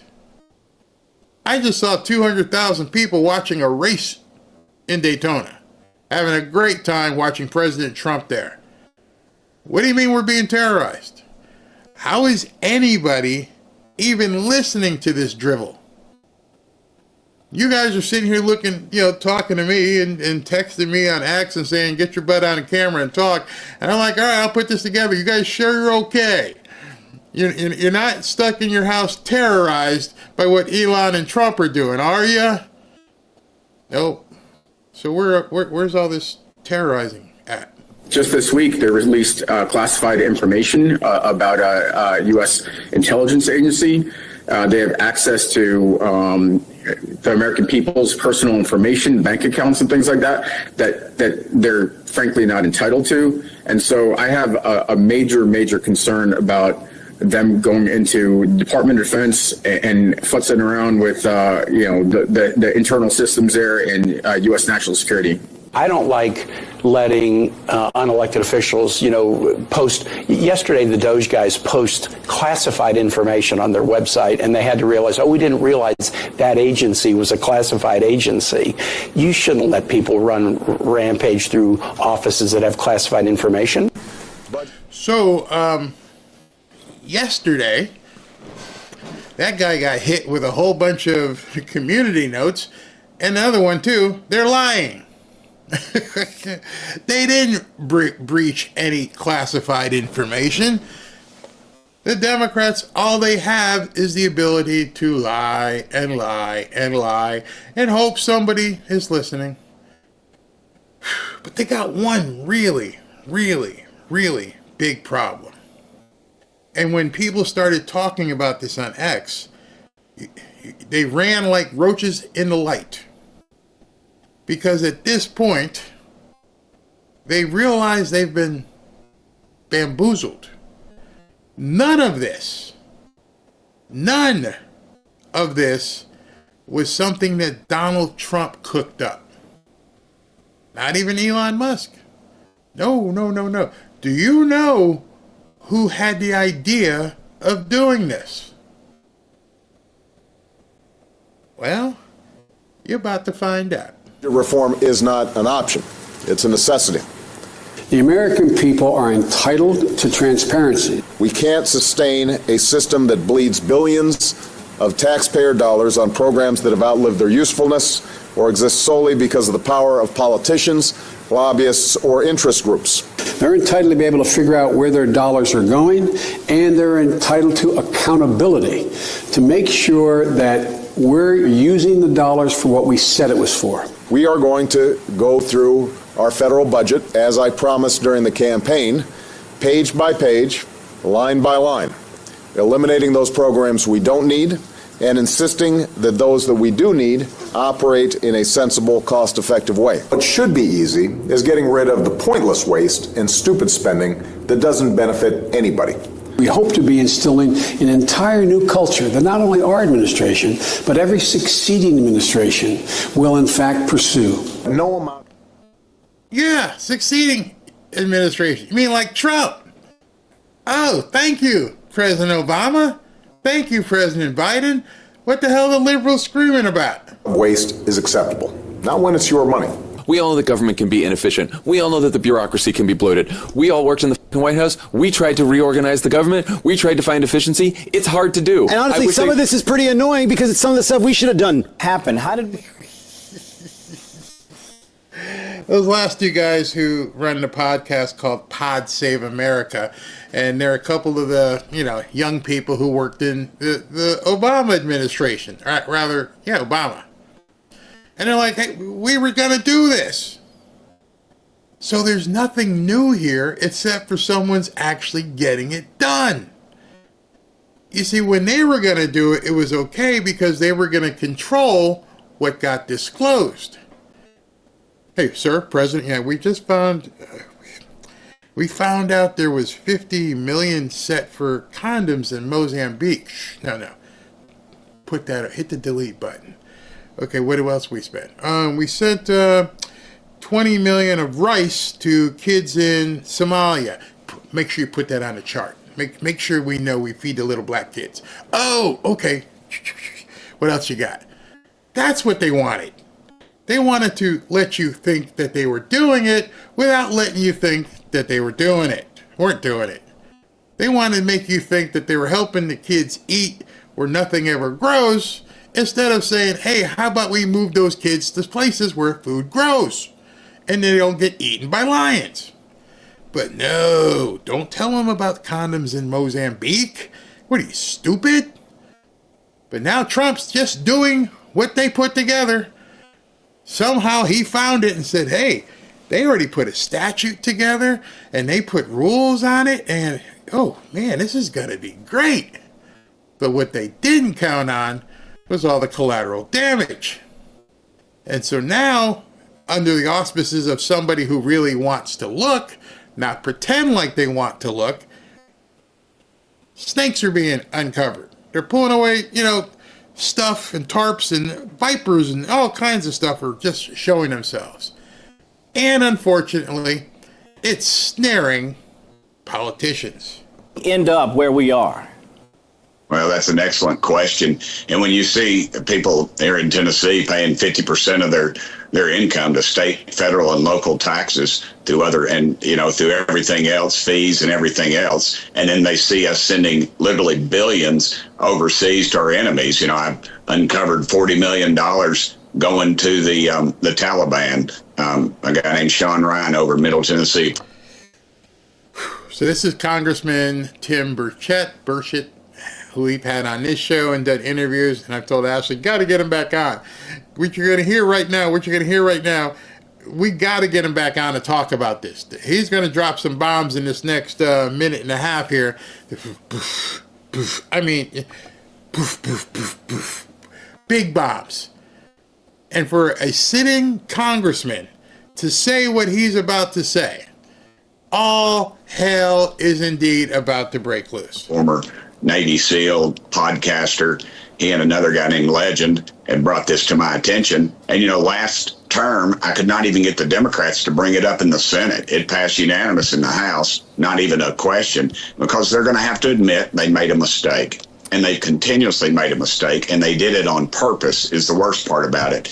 And this graph that you're seeing, and that's 100% what it is. Yeah. I think you're going to see a paper trail come back to Washington, D.C., and that's why I think a lot of people are nervous, and you'll see a lot of retirements, because they are stealing from the American taxpayer, and now they got their hand caught in the cookie jar, and all they can do is attack Elon Musk. What did you... Oh, wait. Tim, Congressman Burchett, I have a problem with that. No. We don't want to see the retirements.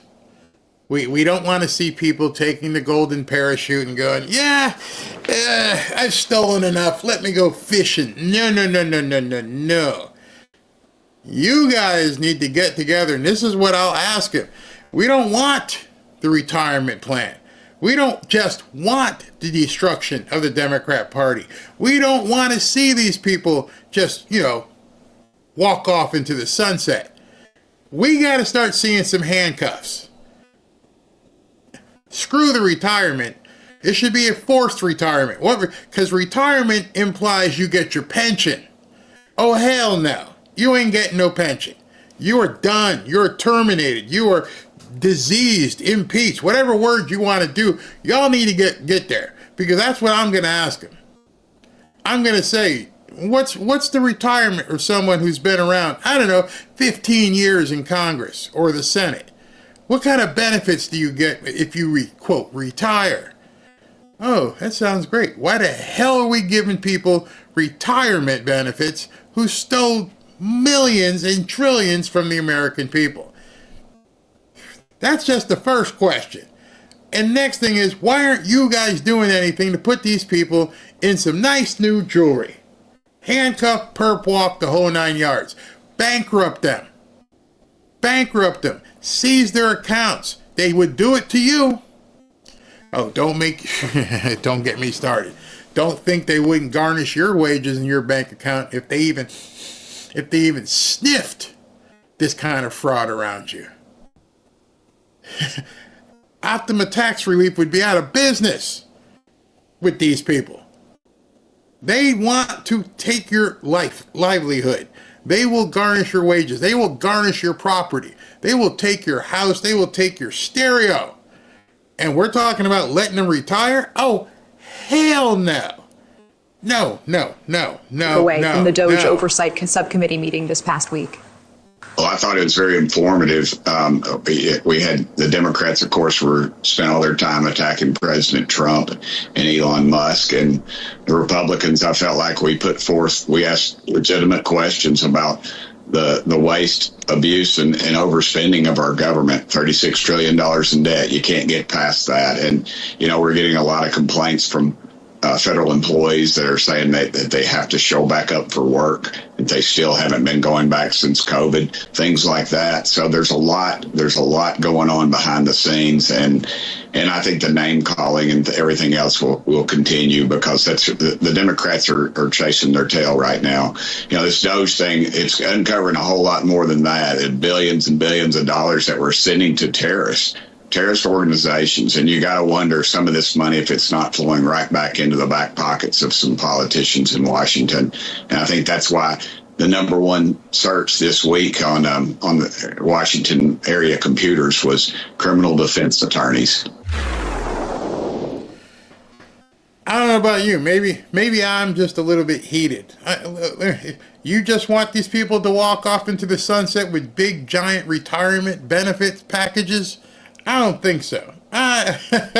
There should be a major lawsuit against the ones taking our money. And if they rush to retire, can't they still be prosecuted? Then if prosecuted, then they can lose their pension and benefits. Yeah, go after it. Wow, this guy says, I think it's a guy, Rudd, they seized my house, made my kids and I move till I proved it was an injustice. And I guarantee you it wasn't over tens of millions and hundreds of millions of dollars that they did it to Mr. or Miss Rudd here. I have no doubt on kickbacks to some of them. Absolutely. Who do we complain to besides our state reps? I'm riping mad. Absolutely golden handshakes. It's not complaining. Born on the 4th. You're not complaining. You have righteous anger. You have scream it from the rooftop anger that your government that you entrusted has stolen from you. It is now not an if. Now we're just on the discovery phase of how much. It's happened. The crime has happened. I think a lot of times when they talk in law, they talk about prima facie, meaning you have to have some evidence that there's something wrong. If you come home and your jewelry is missing and your back door's kicked in and there's glass, somebody broke into your house. There's evidence of a crime. You can make the leap that a crime took place. If you came home and the jewelry was missing, then maybe one of your kids took it if everything else is fine. The alarm's still on, the dog's still sleeping on the couch, everything's fine. Maybe the kids took it. But with everything we've seen, nah, man, we got evidence that somebody broke the doors down. It smells and walks like the duck that we think it is. I think the ones that are the most nervous are the ones retaining counsel. Yeah. Absolutely. I can't. We've been robbed.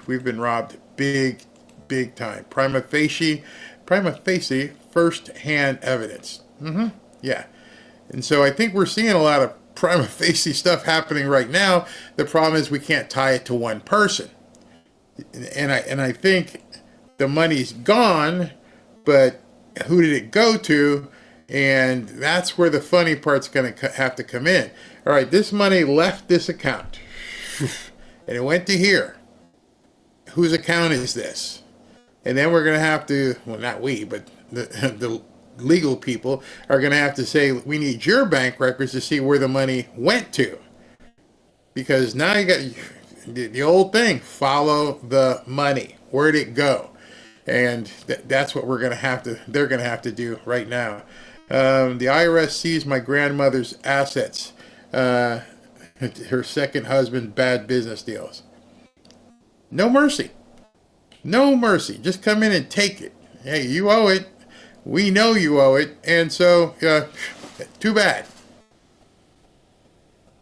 How do these rats look us in the eye? Because they're so used to lying to you. Those of you who have ever done anything to your spouse, and I'm not even talking about the big unfaithful cheating.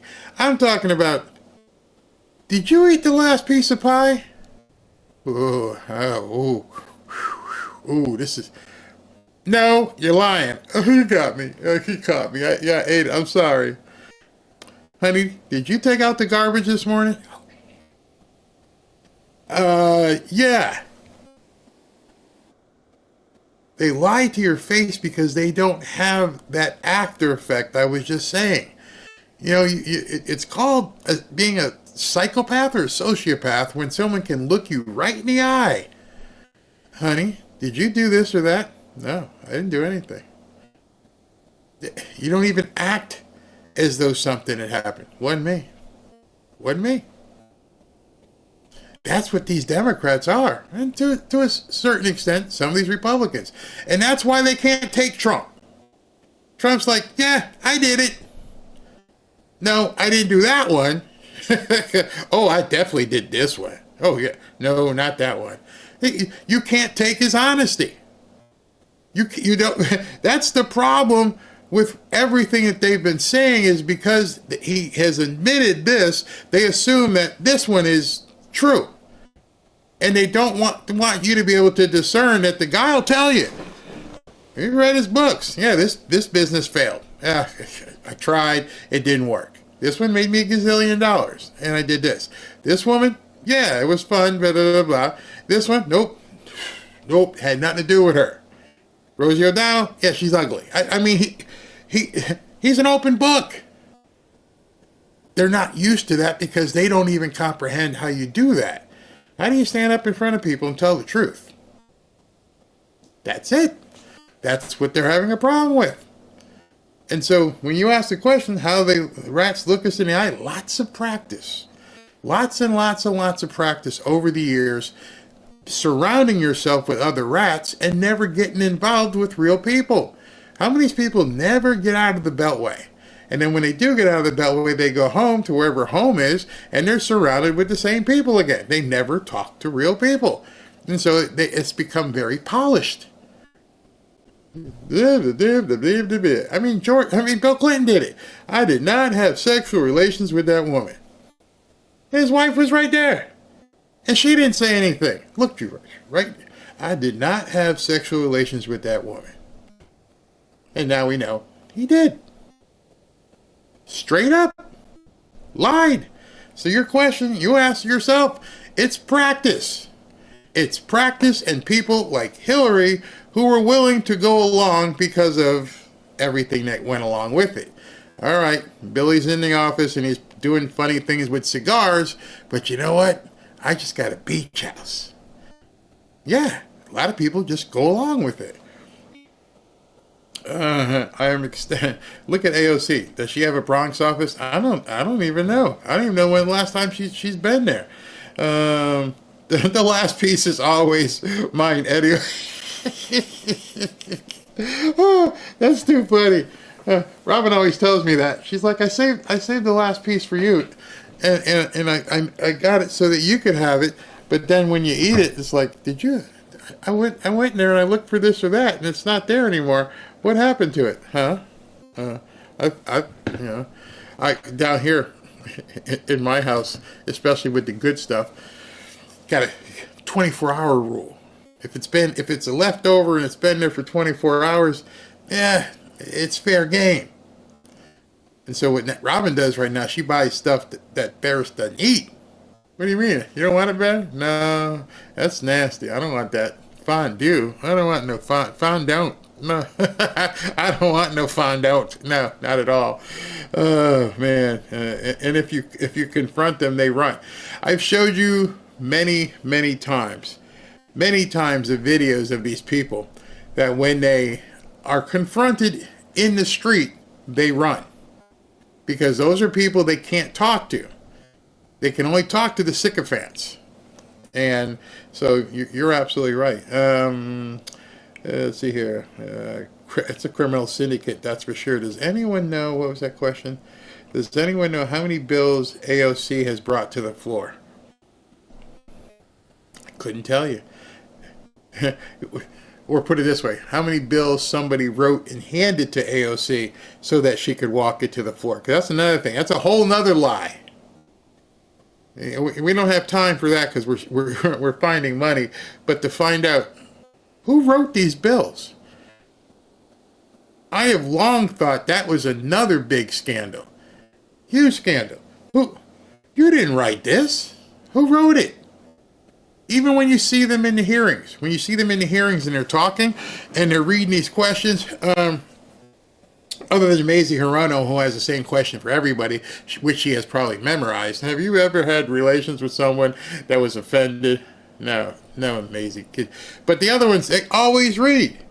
Yeah, so in 1995, you said blah, blah, blah, blah, blah. They're reading it. They are literally reading notes in front of them. It is all scripted. I would like to ask these people, who wrote what you're reading? If our Congress people were really act on behalf of people, they'd say it. Hey, listen, I just heard your questions that you had for Kash Patel. Yeah. Who wrote them? What? Who wrote those questions? It's very simple. We know you didn't write it because the person behind you is tapping your shoulder, and you guys have seen the video. Oh, that weird video with the girl behind, I forget who it was, and she's mouthing, she knew the words. She knew the script the person was reading. You guys have seen that, haven't you? There's a congressperson who's reading the paper and reading the questions that, she's supposed to ask the person in the panel, and there's a woman behind her who's mouthing the words to the questions she's reading at the same time. Looking all demonic back there. They don't even put their own questions together. They are nothing but mouthpieces. They don't know what the hell is going on. They're chosen to run. They're installed, and they do what they're told, and they don't even have... That's why they're running in the street. Hey, Miss Warren, where'd you get the money? Can't answer. I meet people all the time. Hey, Barry, what do you think about this? Just talk to them. I ain't running from anybody. It's crazy. If you know that if you put more than $600 in your account, you have to tell the bank where you got it so the IRS can harass you. Man, oh yeah, somebody saw it. Yeah, it seemed demonic, like she was sitting behind her, just reading it. Yep, and that's a whole nother crime. We have to ban insider trading. How are you guys trading on information you know because of being in Congress and getting gazillions? Don't know. All right. But now we're going to go into what makes things even worse. All right, so I hope you at this point are, I don't know, sitting, maybe strapped in, because what I'm going to show you next, if you haven't seen it, is going to make your head pop. When you see the degree of theft that has been exposed, it's amazing. Let me read this first from the Kid's Guide. Okay. Nope. I won't be. All right. Screw them. All right. So let's get to reading this stuff here. Ready? This is the judge who last week ruled against President Trump. Well, look at that. Judge McConnell currently serves on the board of directors for the NGO Crossroads, Rhode Island, an NGO that has received $118 million in government funding since 2009. America First Legal, which is, I believe, Elon's company, breaking federal Judge McConnell must recuse himself immediately. We have uncovered a major potential conflict of interest for Judge McConnell, Chief Judge of the Federal District Court of Rhode Island, who halted President Trump's temporary spending freeze. And they found out $118 million. 118 has uncovered evidence that Judge McConnell is currently serving on the board of directors for the nonprofit NGO Crossroads, Rhode Island, where he previously was the chair of the board and is still currently listed as the chair emeritus. That's them right there. In fact, McConnell has appeared as a director on Crossroads Form 990, which NGOs have to file ever since he took the federal bench in 2013. So let that sink in. While you've been a judge since 2013, for the last 12 years, you've also been working or appointed to this NGO that's getting $100+ million from you. And much of that time, he also served as a chairman of the board, a position he held from 2011 to 2021. Prior to serving as chair, he was vice chair from 2009 to 2010, and a board member from 2006 to 2008. So for 18 plus years, 19 almost, this guy has been taking money from the government. According to Crossroads 2023 form, Crossroads received $18 million in government funding that year alone. That counted for over half of its $30 million in revenue. AFL's review required disclosure forms reveals that since Judge McConnell became vice chair of the board of Crossroads, the organization has received over, are you ready? There you go, 117, nearly 118 million in government funding while he's been on the board. This year, Rhode Island government records show that Crossroads has already received just under 2.9 in the fiscal year 2025, which began October, to provide various programs and services to Rhode Island, one of the plaintiffs. Why is this significant? Keep reading. Oh, we shall. It is common practice for the federal government to disperse money to the states, which then handed out to NGOs like Crossroads. Here, however, Judge McConnell ordered taxpayer dollars to continue flowing to the states, including Rhode Island, writing, states rely on federal funds to provide and maintain vital programs. This doggone thief. Spending shows that in the past 15 years, 155 federal grants to Rhode Island state and local governments list Crossroads as a sub-awardee, meaning they got a part of it. In 2023, they got $10 million. In short, in the 18 years McConnell has been on the board, they have received over $128 million in government funding. And when Trump ruled against the Trump administration, and he required federal taxpayers to continue funding. That's the judge who ordered President Trump to keep the money flowing, even though President Trump said there's terrorists and fraud, because it's going into his own pocket. That he is one of the ones who has benefited from it. Why he was even on the case, what, maybe it was a setup. When I say setup, let's see what man, SV just sent me something. I'll read it to you guys in a second. Why would he continue? Why would he still be on the board? SV says a Delta flight going from Minnesota to Toronto crashed, landing upside down on the tarmac. Another plane crash. This isn't by accident. This can't be by accident. God bless those people on that plane. I hope I hope they're okay. I hope, well, they're not going to, as the movie said, they're a long way from okay. Long way from okay when something like that happens. Ugh, crazy, absolutely crazy. Here's the post that SB just sent me. A Delta plane has just crashed at Toronto Pearson Airport. Number of casualties unknown. Massive emergency response underway. And the plane is somehow upside down. Can't really see it. The guy, whoever filmed this. But I don't see anybody coming out. And thankfully it's not on fire. Man, that absolutely sucks. Pray for these people. Pray for these people. I don't trust our government at all.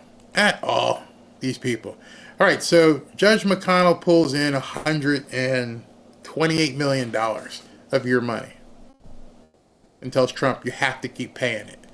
You think that's a conflict of interest? Maybe just a little bit? Man, it's absolutely crazy. So Patrick's like, that MF better go to jail. Somebody says the hoodie application is not working. If it's not working, it's probably my fault, because I told you I was coding in the background yesterday, and so I might have messed it up. Might be my fault. I'll have to check it.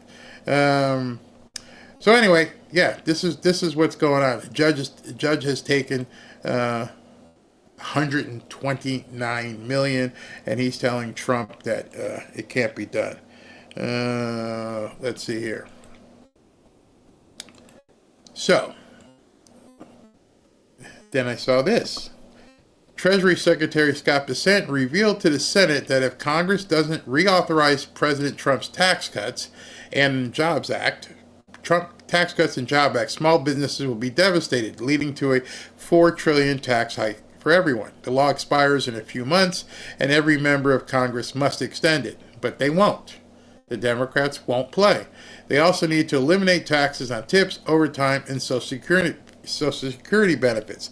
This can be afforded by radically reducing spending and collecting tariffs. I had a liberal history teacher in 10th grade, and she hated Trump's guts, but even she had to admit to us students that she was saving a lot more money because of Trump's tax law. Everyone wins with lower or no taxes. So here's what's going to happen. They are going to fight it, and they're going to try and kill the tax cuts and let it expire and have your taxes go up, so at which point they could blame Trump. So now you know what you got to do. You know that they're going to do this on purpose to try and injure Americans. So if they're going to try and injure Americans, we need you to start talking about it and let people know that when it starts happening, that they're doing this to hurt America. Don't let them get away with it. Get out there. Evidence of the deep state using USAID, I just don't want to call it USAID, USAID to manipulate people. CIA used USAID to fund foreign ops and enrich friends in dozens of countries. CIA used AID to pay off American media to look the other way. CIA used USAID to launder tax dollars into campaign donations for deep state friendly politicians, and USA used USAID to control America. And he's talking about it based upon this. I just reviewed news on the word USAID. It is all stories about how horrible it is that Trump and Elon shut it down. There are zero stories about the crazy items that USAID was spending money on. They're trying to create a fake narrative that USAID was an awesome agency and Trump is horrible for stopping the flow of money. And notice he took a screenshot of articles appearing just from the simple search of USAID. You know, you can see Washington Post, forced to flee Congo, blah, blah, blah, they lost everything. BBC, Trump's USA hits HIV programs, my wife fears sex, I fear death. CNN, judge extends pause on Trump dismantling. Cambodian demining program faces crippling USAID. But nothing about the money being spent. Nothing about the money in question. They don't even want to talk about that. Not even something that's worth even bringing up as far as they're concerned. That's how illegitimate the media really is. So Stephen Miller showed up on, was it Fox? What was he on? I don't have this video, but he said this. Stephen Miller just confirmed that foreign fraud rings have been using fake Social Security numbers and identities to steal billions of taxpayer benefits through the IRS. It may be trillions. What I'm about to show you, if you haven't seen, like I said, sit down, put on a seatbelt, because it may be trillions. Miller confirmed Doge is about to get the records. Over a 10-year normal budget window, you could be talking about saving over $1 trillion by clamping down on massive fraud in our tax and entitlement systems, including, again, those carried out by organized fraud and theft rings. People thought USAID was bad. Wait till they see what's been happening at the IRS. All right. Let's dig into what has been found, because at this point, I've talked to you enough about it, but now we need to dig in, because this thing here, some of you may have seen it, crack the knuckles, this is really freaking bad, all right? Okay.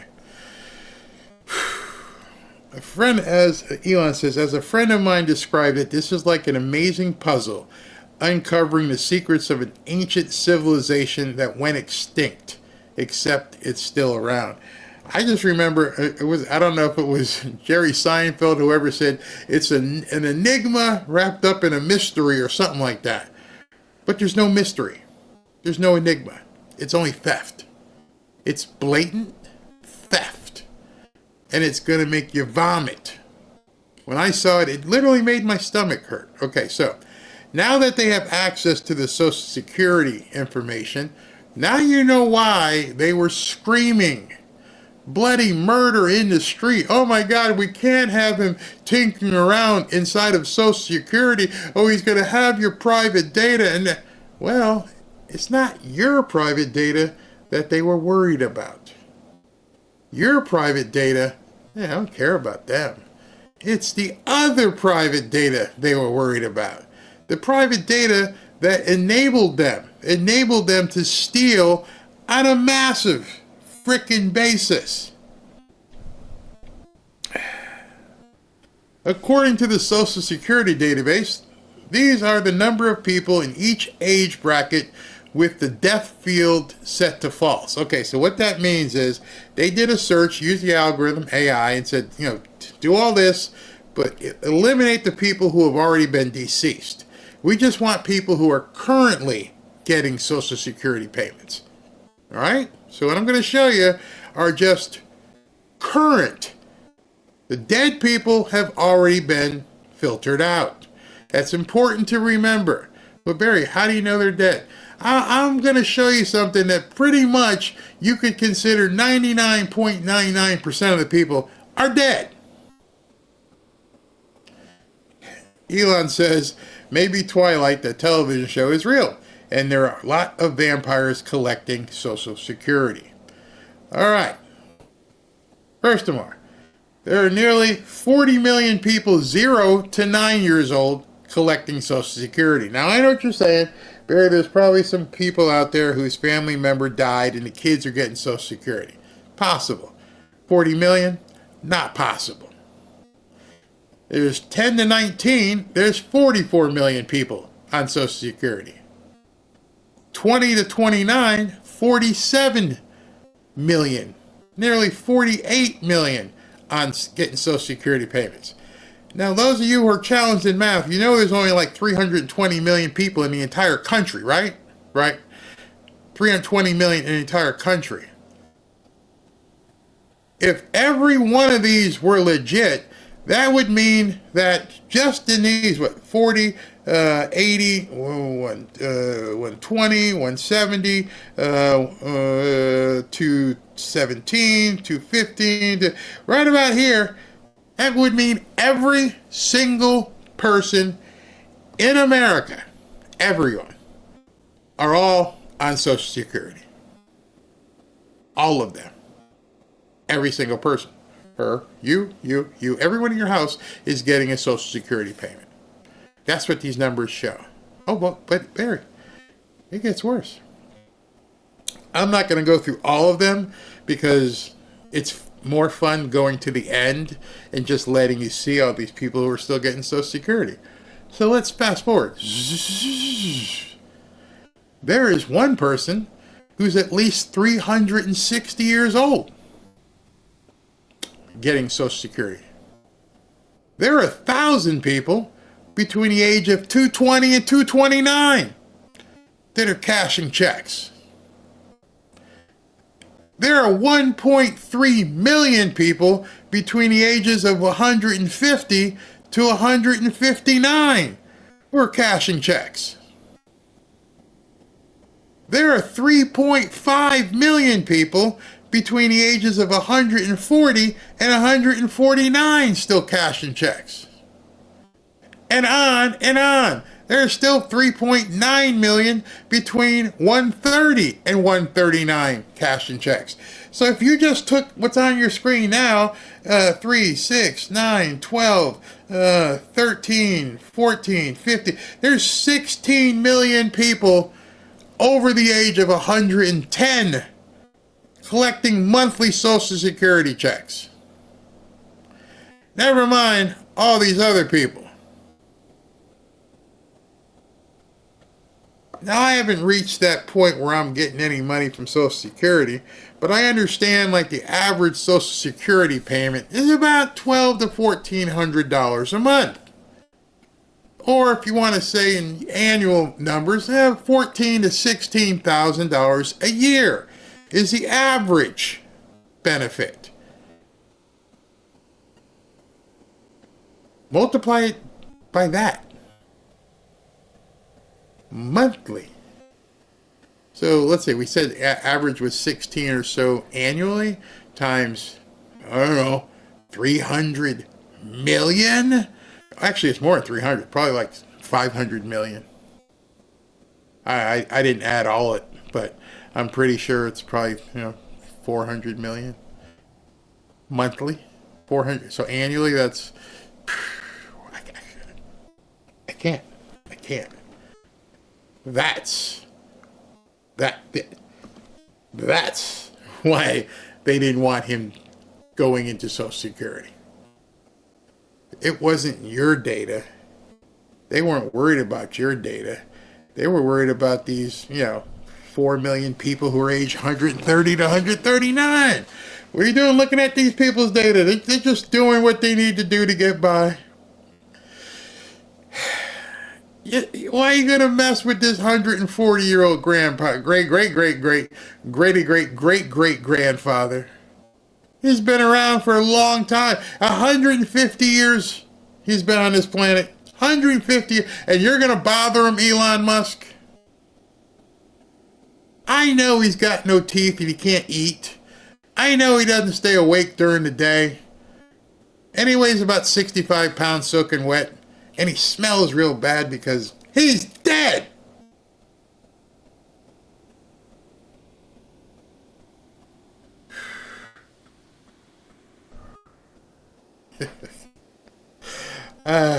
Barry, I'm so pissed off and lost for words. Our government better give us working class money they stole from us, damn it, and these bastards better be put in prison.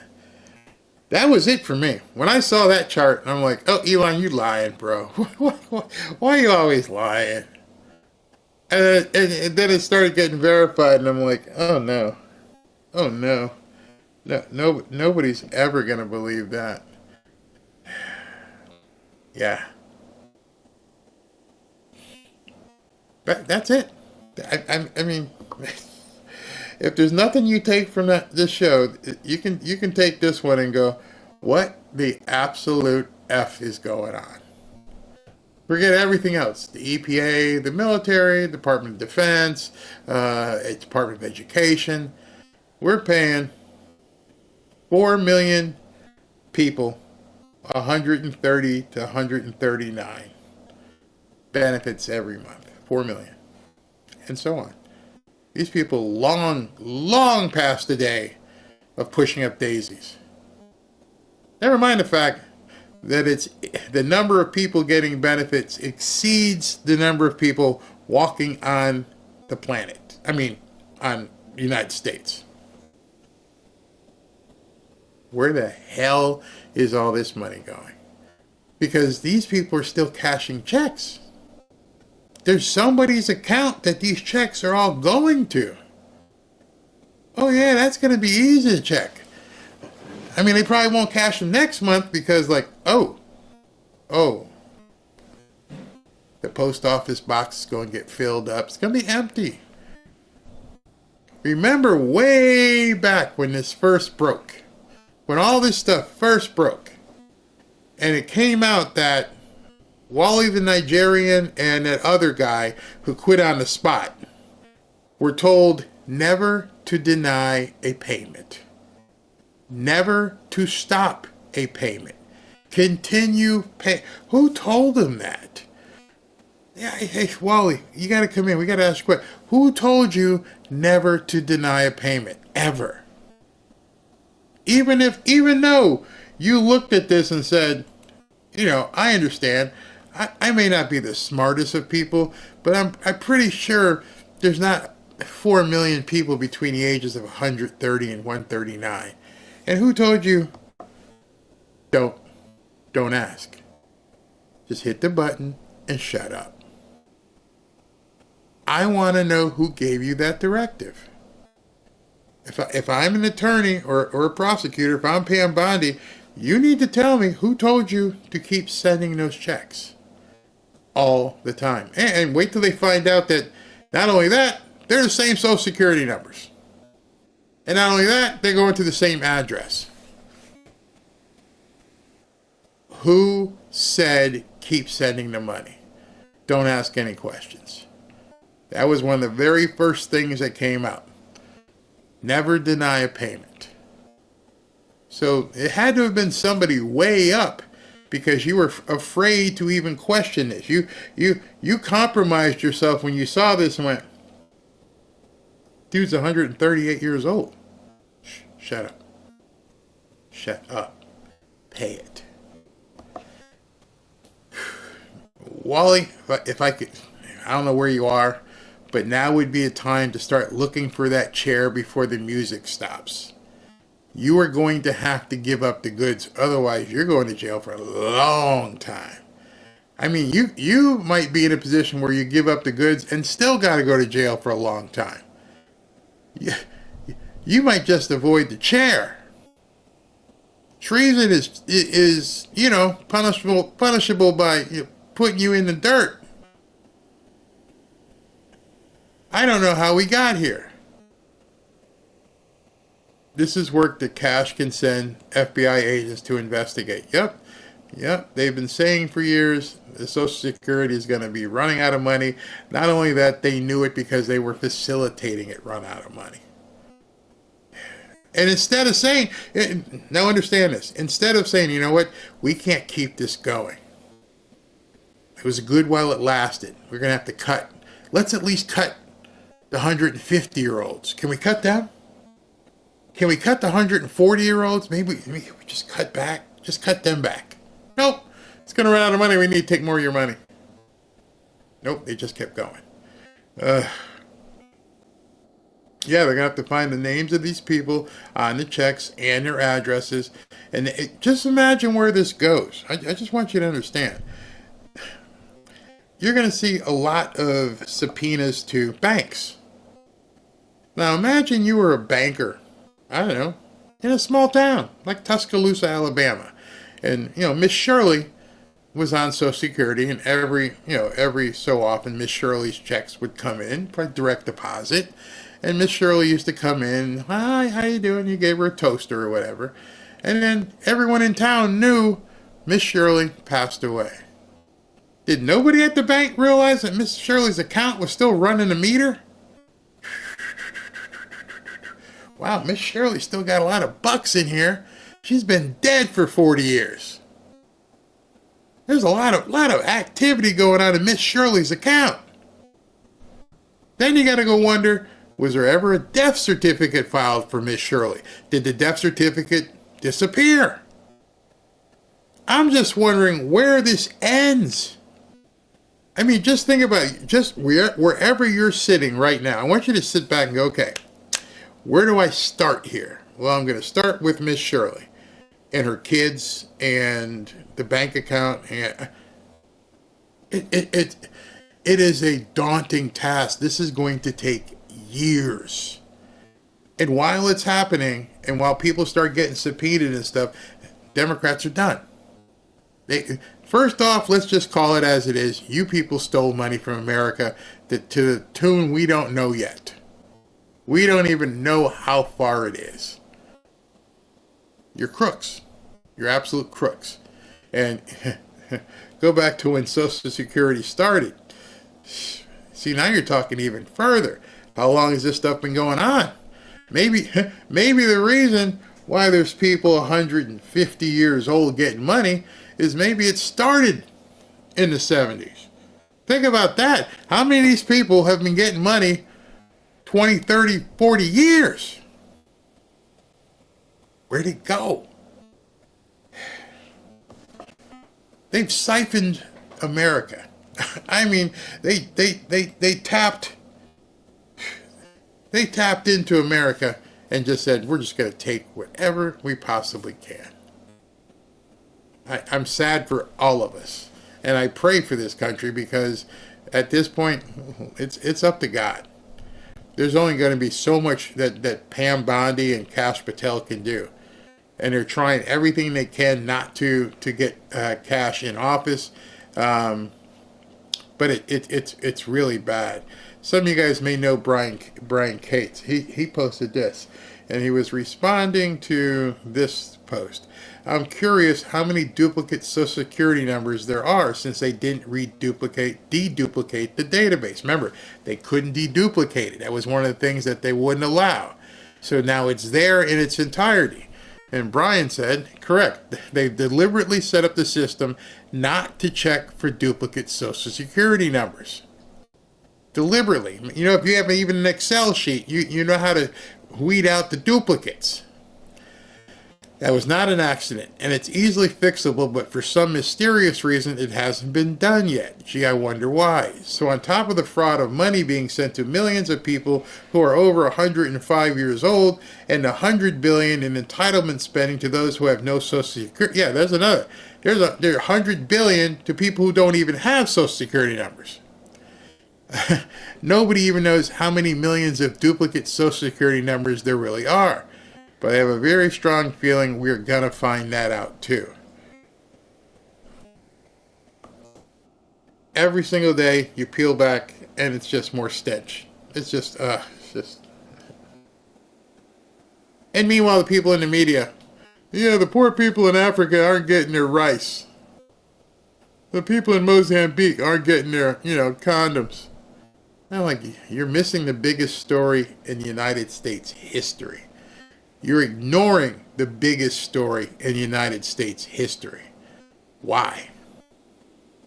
Why? Well, it's pretty easy to see why, isn't it? At this point, you all understand why.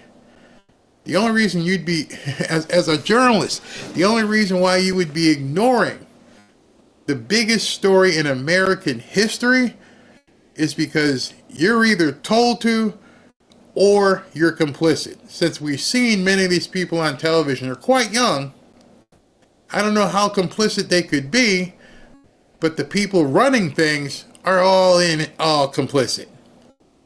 So if you're from CNN or MSNBC or even Fox, lawyer up. You're going to have a lot of questions to answer. Why aren't you talking about this? And that's why the opening and the opportunity is for you guys to talk about it, because now you see it and you can see the information. Now, before I go, I want to spend some time talking to you. And this was sent to me by, how can I say it? It was an idea that I was going to do, but it was pushed to the forefront by one of our Fanfare family members. And he didn't tell me to use his name, so I won't. So if you have not, as of yet, dug into this. Let me see if I can change the right page that I want to use to go over this with you, because it's some seriously crazy stuff. All right, we're going to use this page. I want you to familiarize yourself with Doge.gov. Doge.gov, as you might imagine, is the website for Doge, and they are posting vociferously all this stuff here. And you can go through and you can read everything that Doge is uncovering. One of the things you don't see is the navigation bar up top. It's not showing. But let me see if I have a different window I can show and come back to. Are all the windows cut off at the top? Hold on. Let me see if I can do this. No, it doesn't go all the way to the top. All right, so anyway, if you go to Doge.gov, on the very top of the page is a navigation bar. And the navigation bar has About Us, and it tells you everything about Doge and how it was created, and there's the executive order. In addition to the executive order, you can join Doge, and you can actually look to work for Doge. And they're taking applications right now because they need people, because there's so much crap going on. Then there's a page about regulations, which you can dig through and go in and see that, the number of regulations. In 2024, there were 18.4 regulations per law, and it goes through all of this stuff. Regulations per agency tells you how many. You can search it. Excuse me. You can sort by agency. You can sort all different ways through here to find out, what things are. And it's all, 499 agencies. You can actually load more here at the bottom of the page. Have at it. Get in there. It's an awesome site. Workforce. This is very interesting. You can actually go in here and look at the workforce of each part of the government. So up top here, you've got the executive branch and how many people work for the government, what their payroll is, and things of that nature. And what's interesting, each one of these tabs, let me go in here, you can see how many people are making what. And so at the executive branch, there's 170,000 people who make more than 110,000 per year. And then down here, you've got 200,000 that make between 70 and 80. And then you've got here 50,000 that make 180 to 190. Average salary is $93,000, as you can see right here. But this one's really interesting over here. It's years of tenure. How long these people have been here. You probably can't see that one. Okay, let me just put it so you can see this one. All right, that one. 195,000 people have worked in this agency in the government for at least 20 years. 87,000 have been there 25 years. And you can just go through this and see what the government is spending money on. And here's their actual age. And there's, right here, there are 214,000 employees that are over 60 years old. And it's amazing because you can go through here and click different agencies. Like you can go independent agencies. This one is another agency, and down here they all are. Commodity futures trading. You click on there, and there's it tells you how many different offices. Same thing. Everything. Excuse me. Everything is broken down with real-time numbers that you can hover over, and you can see how many people, what ages, how long they've been there, what's the annual budget, and it's phenomenal how much of your money is going to these different agencies. Why that's important is when they're telling you how much they're saving, because let's go here. Let me go back. All right, so when you find out that they're going to cut, 5,000 jobs from, there's 2 million people there, 11,000 different offices, 190 billion is the payroll. And here's the department. Where's the Department of Education? All right, here's the Department of Education. All right, let me just show this to you. Let me see if I can make this its own page so you can see it. We'll reduce it. All right, so if you look at the Department of Education, and they're screaming bloody murder on television about everybody's getting fired and everything else, there are 4,200 people who work just in the Department of Education. There we go. Now you can see it. However, that's in 346 offices, and they have a whopping $500 million budget. And it tells you, 670 have worked here 14 years, 274. You can cut so much. It tells you what their salaries are, all kinds of different things. So when they're screaming about, oh, these people are losing their jobs, like, hey, man, there's 20,000 people that work here or there. Why can't we do it with, 12,000? Why do we need all 20? Because they just lie. They're liars. They're liars. But I encourage you to go through Doge.gov. And if you go through it, you're make sure you got a coffee and a donut with you, because you're going to be there a while. There's just so much stuff, so much. Let's see here. All in the family thing. It's a bottomless pit of corruption with no transparency. No transparency. Very many years ago, I lost my wallet and my Social Security card. Back then, the rule was you must apply for another card. When I got the new one, it said duplicate on top of the card. Yeah, treasonous. They're definitely working against the American people. Tell you that's true. Those receiving those duplicate checks are Democrats. Yep. But yeah, you can go through all of that. It's just it's sickening. It's absolute. Somebody's already in it. Department of Education average pay is $140,000. Living large on your money, and they don't do anything. Many of them don't even come to the office. Wow, 413 million are getting checks. 1,400 a month is 578. Does that say billion? 578 billion a month. Yep. Yeah, it's crazy. It's absolutely crazy. So I just wanted you guys to see all this and then start.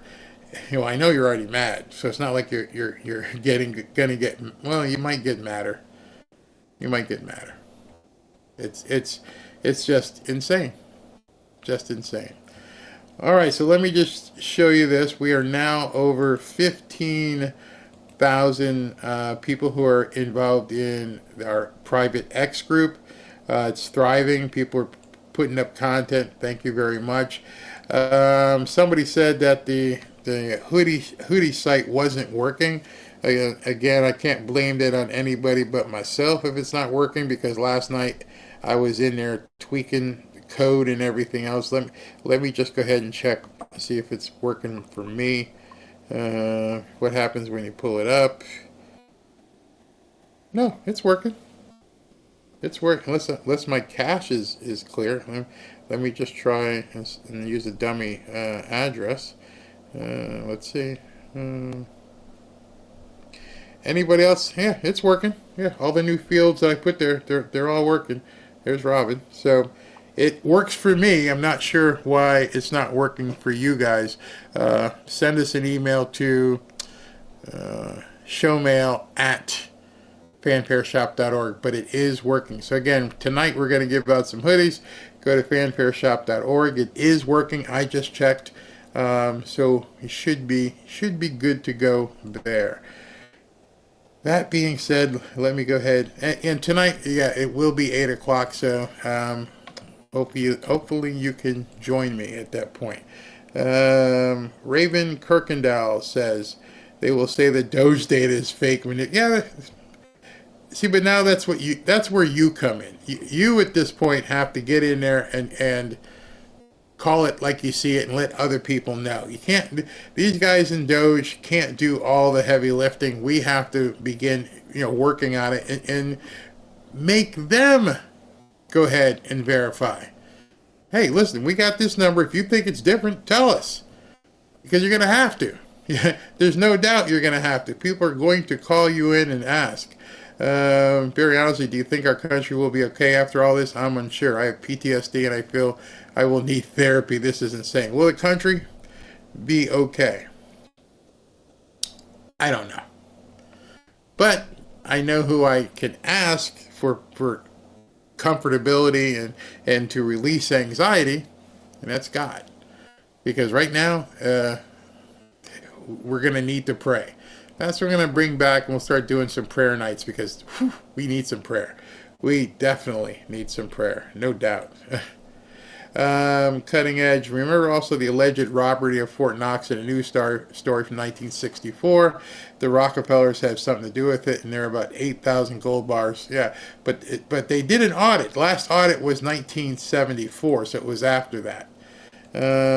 Jeff, remember, folks, those people were also voting in 2020. Yeah, exactly.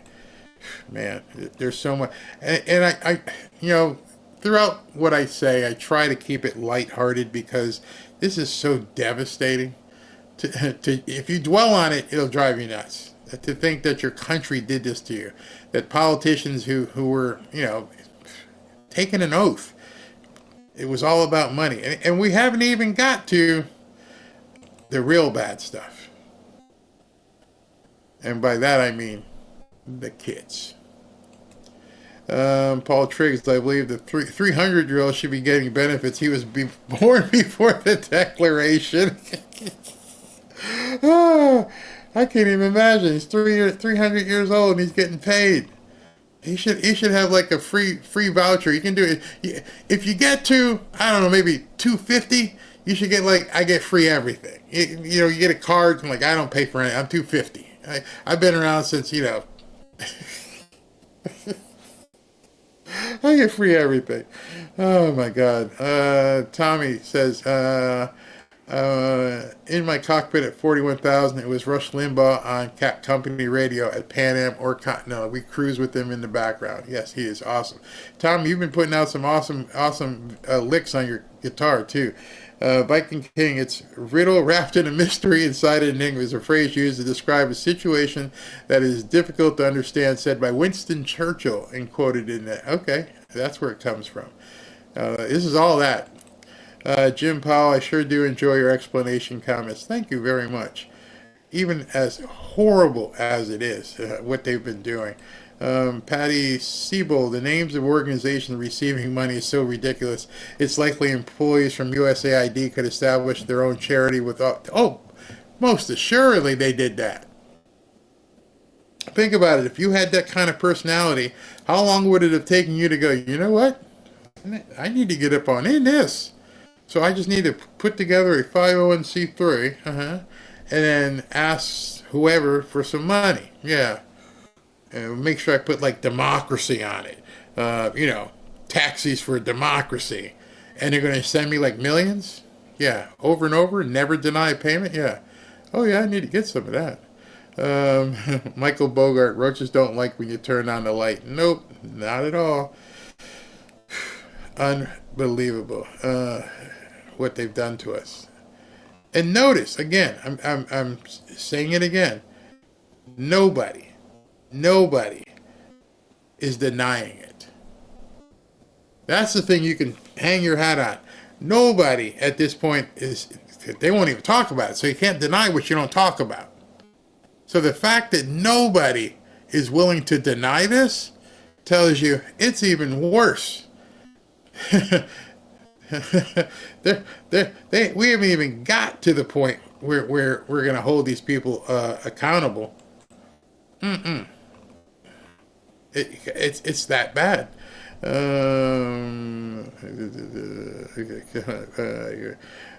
agree, Barry. Paul says, I agree, Barry. How much we will find out. We want to know how long has all history been decided on this fraud. How many elections are now going to be found out to have been bought? Karen, assets need to be seized and convictions need to be made. Yep. And so this has been going on a while from heirs. How many heirs of people who were involved have passed and they're getting paid and they've bought property? Van Lightfoot, Buckethead, Barry, you were right. I never knew. Thank you.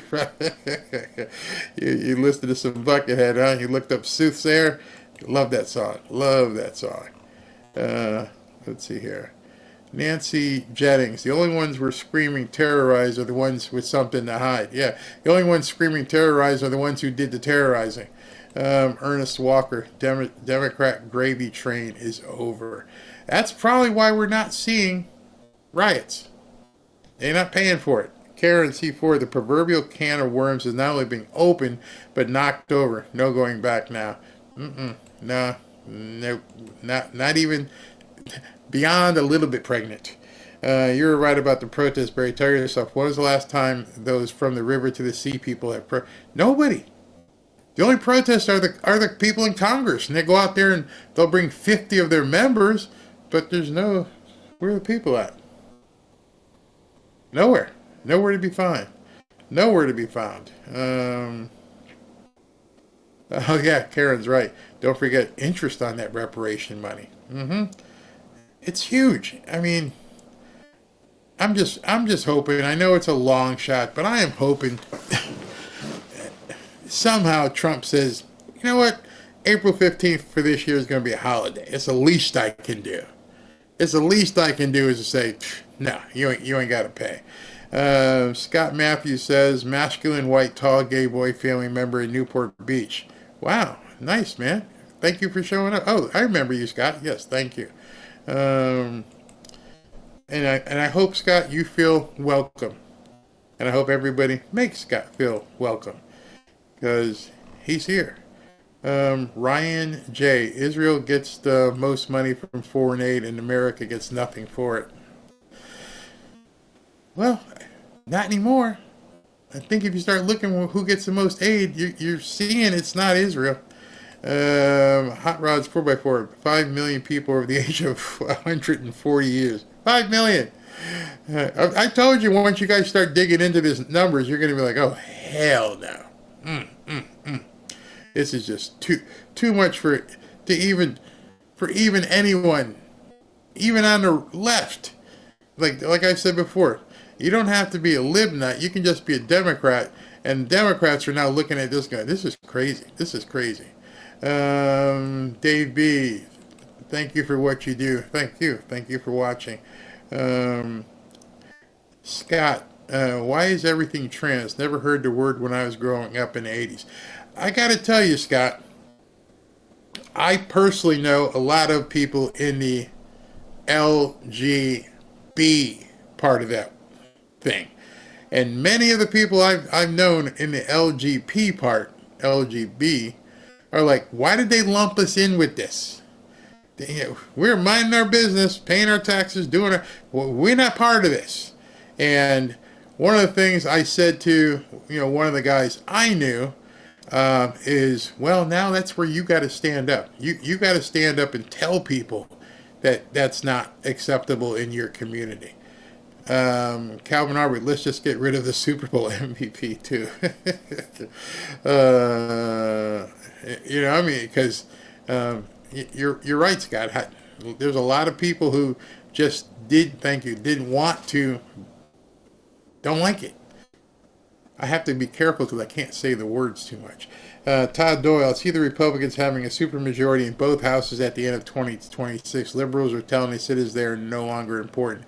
And I think that supermajority in 2026 may not be the people we're used to seeing. We're going to have to see some of these people get gone.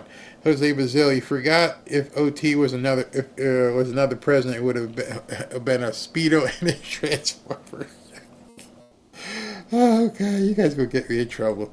Paul Triggs, the way I see it, Barry, the Democrats are at their last safety net, the judicial system. They've tried everything. Yeah, I completely agree. If the judges start falling to the wayside, I already think they're done. They're really done. Stick the fork in it, done. No way back, done. Omega Drone said they're running from dodging bullets. Yeah. And now you guys know where to look and see for yourself every day if you want. I'll remind you when the new stuff comes up. Twinette for Sean Bear. We used to say, where'd they go? Where'd Twinette go? Oh, we used to say that when we were kids that they stole it. We didn't trust the government. That was since 1983, telling my age, because they never showed us. Yeah, we never knew where the money went. That was something that was huge as well. Let me see here. Hey, Ken, your email is coming today. Ronald Reagan, George Jones, Dale Earnhardt, my dad, the most honest and genuine real men I admire. Thank you very much. But, wow, that's a company. Barry is the new Rush Limbaugh. Years away from that. You know, what's interesting, what Tucker said there, is what Rush did, I don't know if we'll see anybody do that again. And the reason being is he did it for so long. And I don't know how many people have the staying power. I love it. I love what I do. I'll keep going until I can't do it anymore. But how many people are just going to go eventually? Yeah, I've had enough. He went through everything, and from nothing, and built that up. You got to support that. TL, my dad died on October 28th. I had to pay back October Social Security. Make you mad, doesn't it? Ernest Walker says that Elon Musk is investigating Newsom right now. As well he should. Randy, thank you very much. Yeah, Elon Musk is investigating Newsom right now. Thanks, Tom. Tom Chow, love the show. Thank you very much. Midterm, where's it? Clarissa. Where's Clarissa? Midterm elections are going to be important. We must vote the criminals out, the ones that are screaming and making fools of themselves. Can you imagine? Let me just do it. I'll tell you this in a second. Jen Boo Boo, thank you. We got a pilgrim collecting Social Security. Yeah, he's been around for 300 plus years. Tina Balai, hello, Barry. Hawaii Barry. Mahalo nui aloha for all you do. Thank you very much. Donna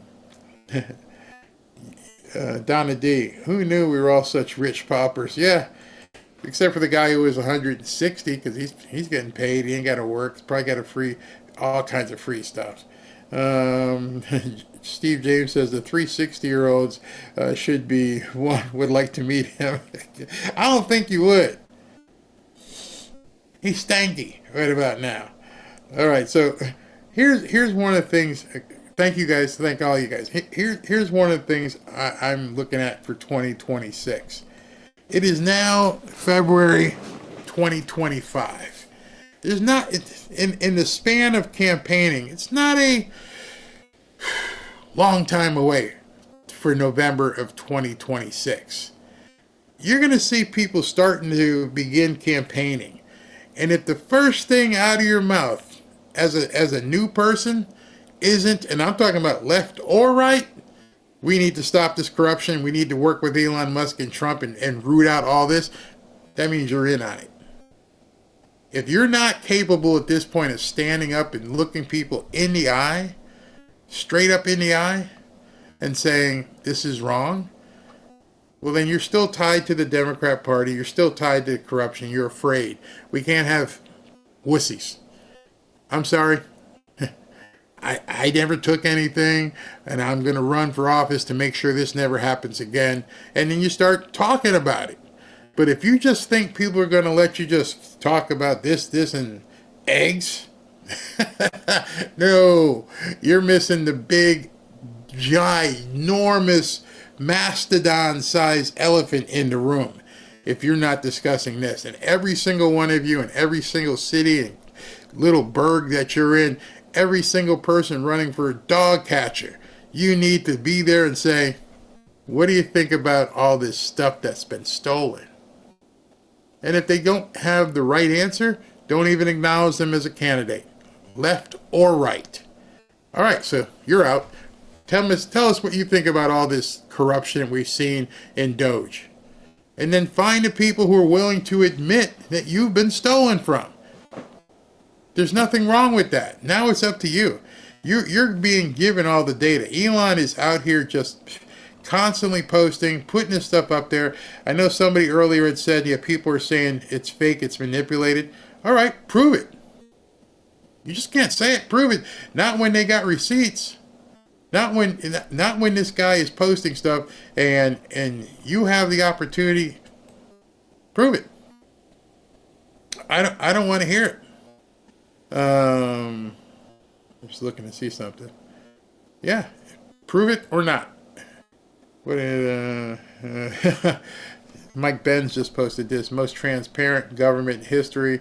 He's talking about David Sachs' post. There are now Doge accounts for every government department exposing the waste, fraud, and abuse. Oh my God, you guys need to be all over this.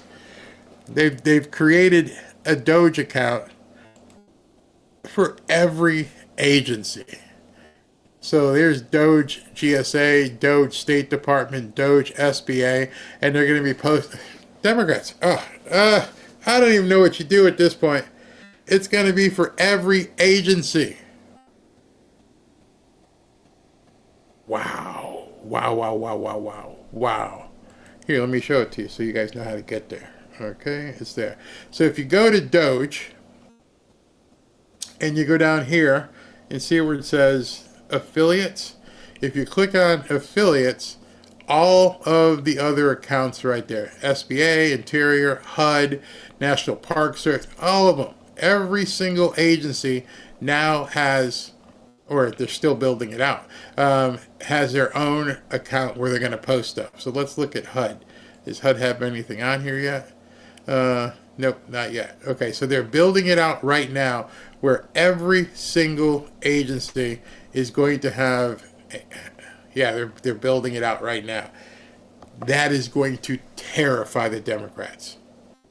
Where now, for the foreseeable future, you're going to be able to log on to Doge and go through every single agency so you can see specifically.